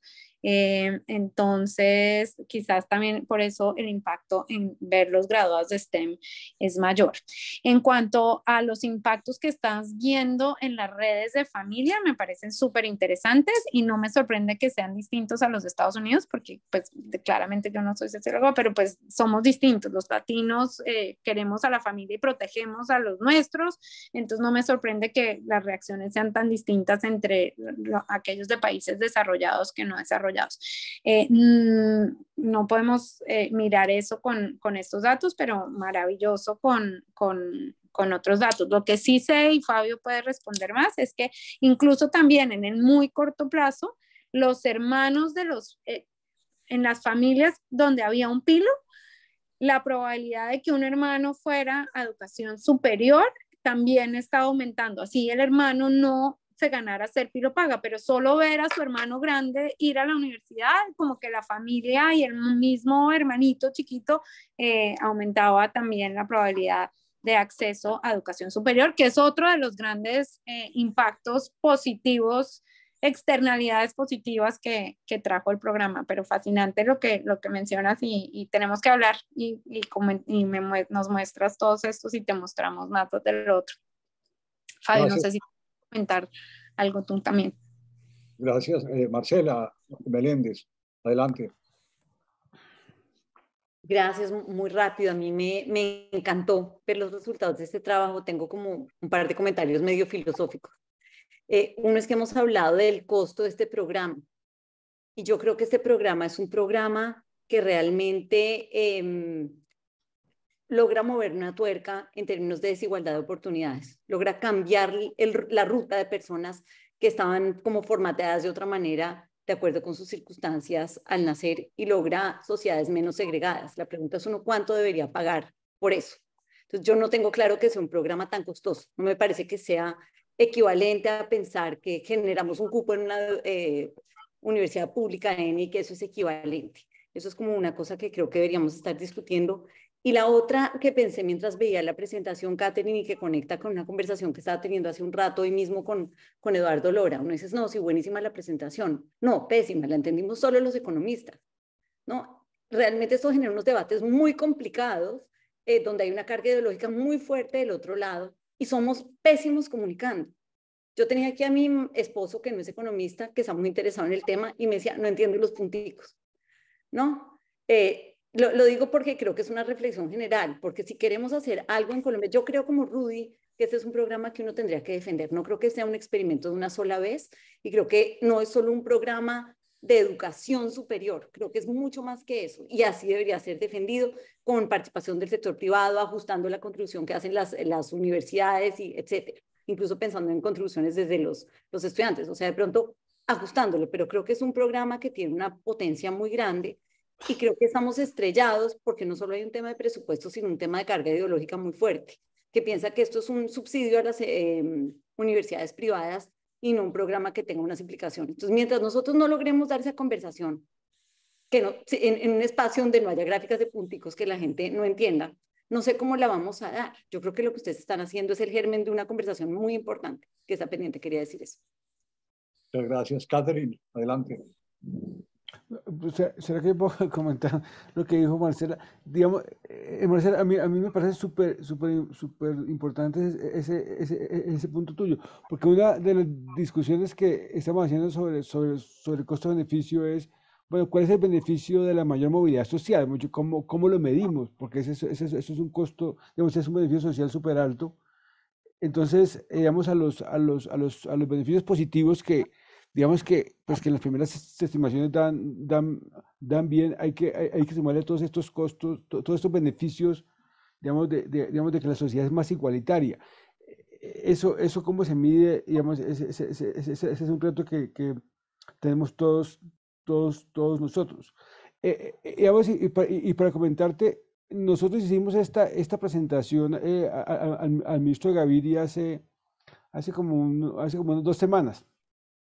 Entonces, pues, digamos, que él está con un gobierno en donde nada de los subsidios a las universidades privadas, en fin, pero de todas maneras él sí nos pidió que le hiciéramos un memo de cómo hacer, digamos, de cómo hacer este programa comible para ese sector ideológico que no le gusta lo que se cree que son subsidios para las universidades privadas. Entonces yo creo que, digamos, lo que él nos sugirió, y creo que es una dirección correcta, es, bueno, ¿cómo hacemos que se muestre que las universidades privadas están teniendo un costo de este programa? Entonces, además de financiar parte de la matrícula, digamos, de costos, dice, bueno, tienen que, lo que nosotros sugerimos es que puede financiar parte de la deserción, es decir, que si un estudiante deserta, parte, digamos, del costo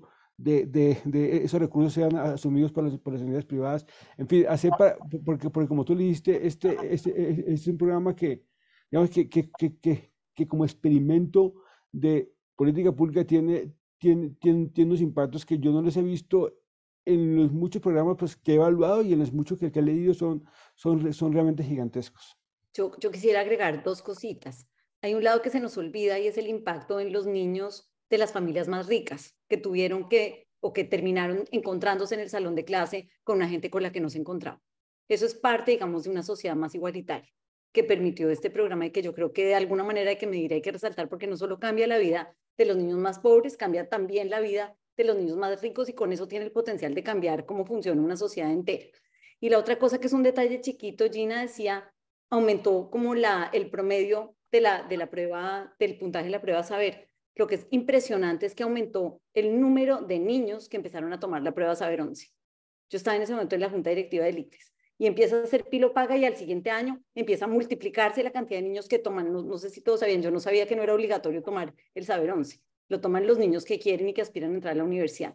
Y entonces cambia las aspiraciones de las personas. Eso es otra cosa que deberíamos estar midiendo. Gracias, Marcela. David Forero, adelante. Gracias Armando, y gracias Caterina, muy buena la presentación, muy ilustrativa además desde diferentes dimensiones.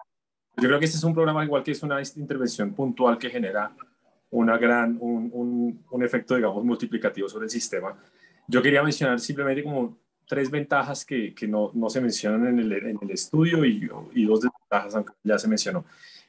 Una ventaja importante que acaba de mencionar, de hecho, Marcela, es que hay una mayor riqueza cultural. O sea, hay efectos sobre la familia, sobre el muchacho, pero también sobre las universidades. Entonces, las universidades privadas acreditadas ahora tienen un ambiente mucho más rico, en donde hay una mayor riqueza cultural, un mayor crisol cultural, en donde se enfrenta a los estudiantes de estratos altos a otras realidades, y se les saca de cierta burbuja en donde estaban. Entonces, realmente, esto no puede ser medible, pero sí hay un efecto muy importante en ese ambiente escolar, ese ambiente universitario, en las universidades privadas acreditadas. Esto tiene una parte un poco, digamos, la contraparte es que para algunos muchachos de algunos pilos fue difícil el ambiente escolar, y hubo también casos como temas así parecidos.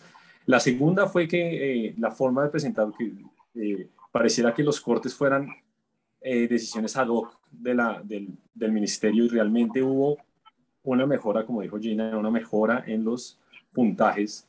Entonces el movimiento de 310 a 318, pasamos de 10.000 que estaban por encima de 310 a 12.000 que estaban por encima de 318. Entonces esto ya es un efecto que es un efecto incentivo un incentivo a mayor esfuerzo por parte de los estudiantes, y eso es otra externalidad positiva del programa. Y la tercera es ya de largo plazo, y es que nosotros estamos descremando a nuestro mejor capital humano y dándole oportunidades. Yo creo que esa es una forma, como digamos, que es impagable, que es darle lo mejor a los mejores para que realmente tengan una oportunidad, y eso se va a ver en el largo plazo, digamos, en términos ya más económicos, de productividad, de crecimiento, innovación, etc.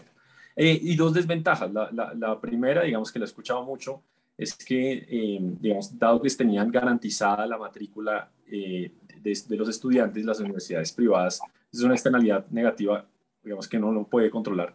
Comenzaron a aumentar el costo de la matrícula en el tiempo, dado que tenían la demanda garantizada, y cuando se acabó el programa se quedaron con unas matrículas relativamente altas, con inflexibilidad a la baja, con un mercado que estaba más saturado. Entonces eso también terminó afectando, digamos, y es una de las cosas que se ha visto, que se ha reducido algo la matrícula en universidades privadas. Y la segunda, que acabo de mencionar, de hecho, Fabio, fue que el riesgo de no graduarse, porque pues hay unos incentivos muy grandes y uno ve, no, es que se están graduando más, hay un mayor incentivo a graduarse, entonces claramente uno ve desde la parte positiva, pero la parte negativa es que el riesgo no estaba compartido por la universidad, entonces el riesgo lo asumía el estudiante, entonces también hay algunos que no se alcanzaron a graduar que asumen todo el costo, y esto, digamos, sí debería parte de la universidad. No fue capaz digamos, decirlo fuerte, no fue capaz de ofrecer bienestar para que evitar la deserción. Esto debería ser asumido por la universidad, pero digamos que realmente es un programa que es una intervención puntual con un efecto sistémico que realmente es impagable. Gracias. Gracias, David. Daniel Wills, adelante. Bueno, no, yo también quiero felicitar a Catherine y a Fabio por el paper, chéverísimo, aprendí muchísimo durante esta sesión. Quiero hacerles una pregunta sobre un tema que se ha mencionado por los laditos, pero el que ustedes de pronto no han desarrollado tanto y que no tiene que ver con el paper, pero que yo estoy seguro que le han echado mucha cabeza, y es cuando uno ve este programa con unos impactos tan impresionantes, tan efectivo, tan positivo, sobre tantos actores en la sociedad, ¿no es cierto? Tantas externalidades, pocos perdedores. De hecho, ustedes argumentan no hay perdedores. ¿Por qué tanta polémica? ¿Por qué gente que tan profundamente le molesta el programa? ¿Por qué una politización tan fuerte contra el programa? Yo quisiera saber, Catherine, Fabio, ¿ustedes qué opinan? ¿De dónde viene eso? ¿Por qué se da? ¿Por qué la gente no observa el programa tan rigurosamente evaluado? ¿Por qué la gente, después de ver esas evaluaciones tan rigurosas, no cambia sus priors? Y esa es mi pregunta. Y me emociona saludar a los dos además. Gracias, Daniel. A ver, Catherine y Fabio, ¿qué le responden a Daniel?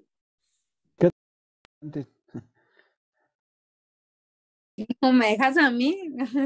No, yo realmente, y de verdad que es que tratamos de todas las formas de explicar por todos los medios, de la forma más sencilla, Marcela, o sea, tratamos de hacer gráficas sencillas, de mostrar, o sea, no sé, y adicionalmente, pues en últimas que la evaluación era de los Andes, yo creo que fue terrible, entonces nadie le creyó. Yo no puedo responder esa pregunta. Me frustra, me generaba bastante frustración que la gente, a pesar de tener la evidencia y a pesar, obviamente que el programa es costoso, es que estas fueron las primeras palabras de la ministra Parodi, o sea, obviamente porque es educación de calidad, pero además es que, y adicionalmente las universidades públicas no tenían la infraestructura para absorber 10.000 estudiantes en un año, era el 30% de la matrícula de estudiantes acreditados.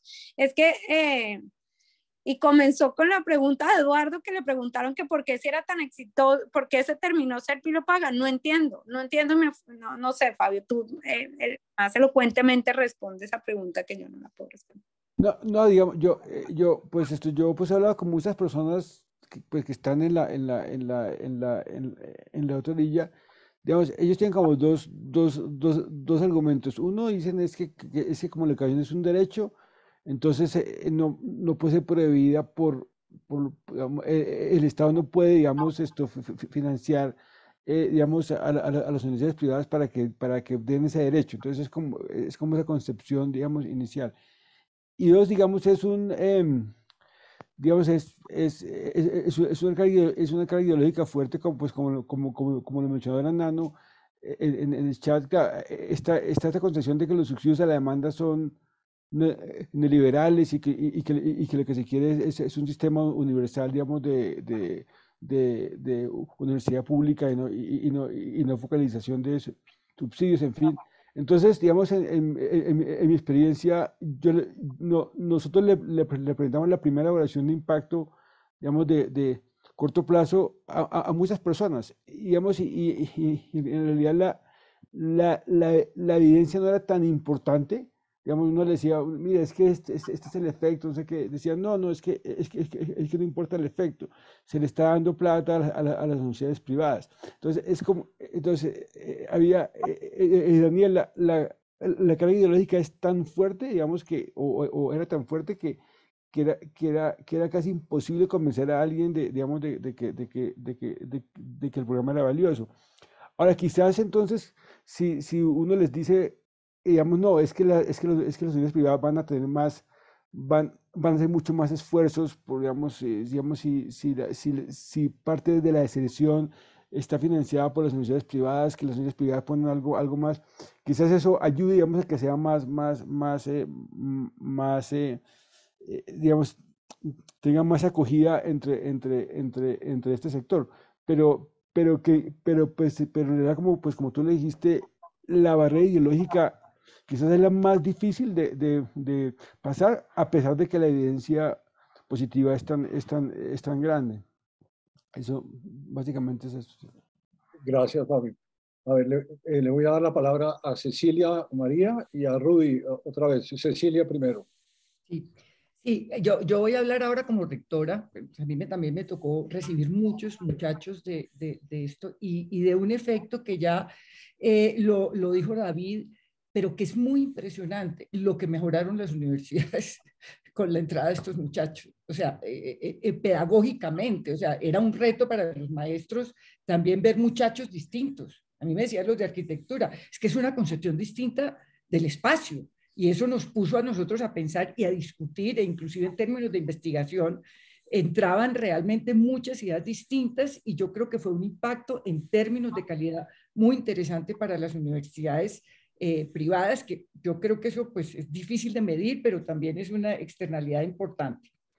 En cuanto a mí me ha tocado lidiar mucho con esta cuestión ideológica frente a lo privado, yo creo que habría que plantear un poco la importancia del gasto privado en educación para que finalmente el gasto privado y especialmente en educación superior, donde más del 45% del gasto va vía privados, o de la matrícula va vía privados, es como un aporte social que están haciendo ese gasto privado y en el fondo pues ha ayudado mucho a la sociedad que tengamos ese gran desarrollo de universidades privadas, que pues además de que le da calidad al sistema, pues también le quita un peso muy grande al Estado. Y yo creo que es una de las cosas que hay que decirles. Obviamente que viene el argumento que decía Fabio de que pues eso no lo debía pagar la gente, pero bueno, lo está pagando la gente que puede y eso está haciendo, pues tiene repercusiones sociales importantes y es que no tenemos que poner el 100% de gasto de la pública para garantizar educación superior. La satanización de lo privado es complicadísimo, o sea, los colegios en concesión se resistieron porque eran inclusive más baratos que la educación pública, en parte. Pero realmente acuérdense que casi los acaban. Y por una cuestión completamente ideológica, porque todas las evaluaciones eran buenas. ¿No? Que hay una satanización, satanización inclusive en lo de servicios públicos. Los servicios públicos deben ser prestados por empresas públicas. O sea, ahí hay un problema ideológico muy complicado que yo no sé realmente, eso en términos políticos es muy difícil de manejar. Gracias, Cecilia. Rudy, adelante. Solo un comentario dos comentarios. Uno sobre la lealtad de los estudiantes graduados con sus comunidades. Nosotros en los Andes, cuando yo fui rector, hicimos un programa que se llamaba Oportunidades Uniandes y trajimos gente de todo el país y entró gente que nunca hubiera entrado a la universidad. La mayoría de esa gente tiene compromisos grandes con su comunidad. Después hicimos un esfuerzo privado con Armando y otros amigos que financiamos gente de Ciudad Bolívar en los Andes. Y una buena parte de esos muchachos está trabajando en proyectos sociales en Ciudad Bolívar hoy.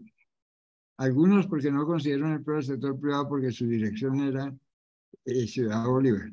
Y un punto muy importante es que, oyendo el otro día a Angus Deaton, él decía que él había sido un afortunado por una beca que recibió siendo hijo de carboneros, etc.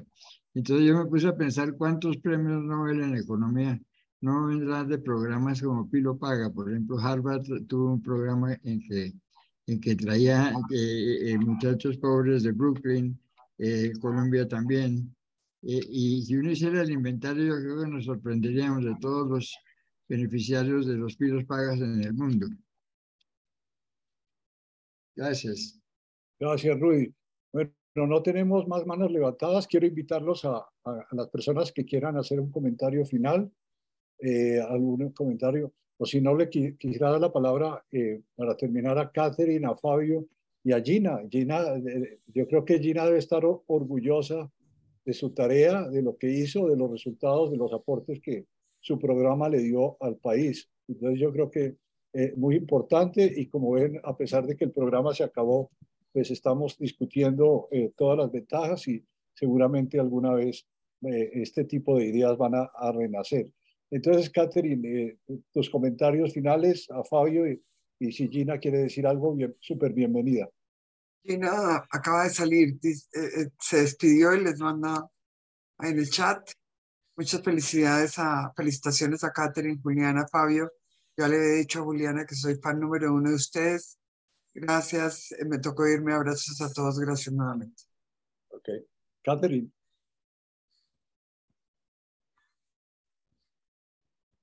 ¿Tiene cerrado el micrófono? Ah, ya. Gracias, sí, me he dado cuenta.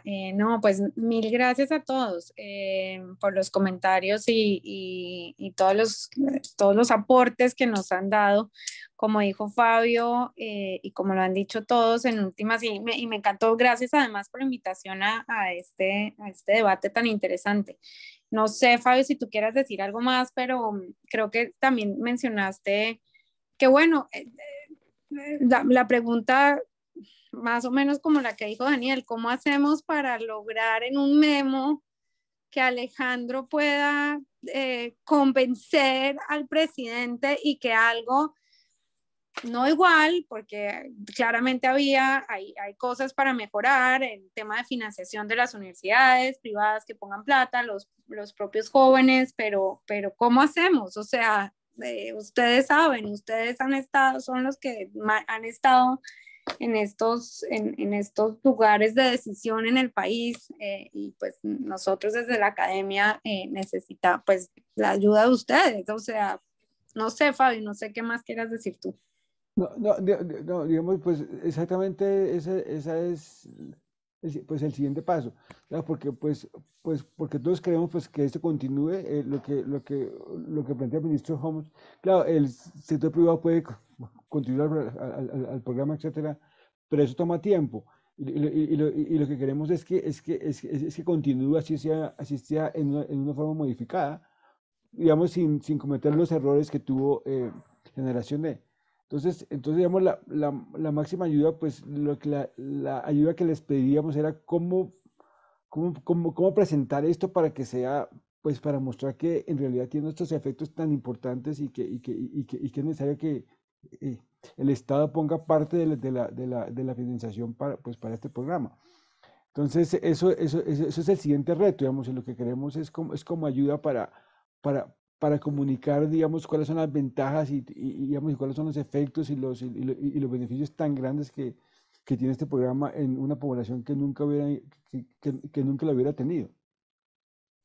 Fabio, yo creo que sería muy importante en este momento es ponerse frente al reto de los 500.000 cupos que tienen. Eso ellos no lo pueden hacer a través de la universidad pública, y adicionalmente se está dejando una capacidad porque está disminuyendo por cuestiones demográficas y por cuestiones de costos, está disminuyendo la matrícula en todas las universidades privadas y estamos dejando de utilizar una capacidad instalada. Si eso se pudiera, es decir, si eso se pudiera contar bien contado, que ellos tienen que contar con los privados de calidad, obviamente, que hay una capacidad instalada que les ayuda a ellos a llegar a los 500.000, porque realmente ampliando universidades públicas no van a ser capaces de hacer. De pronto se podría montar pues un programa con ajustes, pues, pero realmente yo creo que en este momento, frente a ese reto que tienen, es muy importante plantear eso. Gracias, Cecilia. Entonces, si alguien quiere decir algo más, o si no, vamos a despedirlos a Catherine y a Fabio, felicitarlos por el trabajo, agradecerles que nos hayan contado.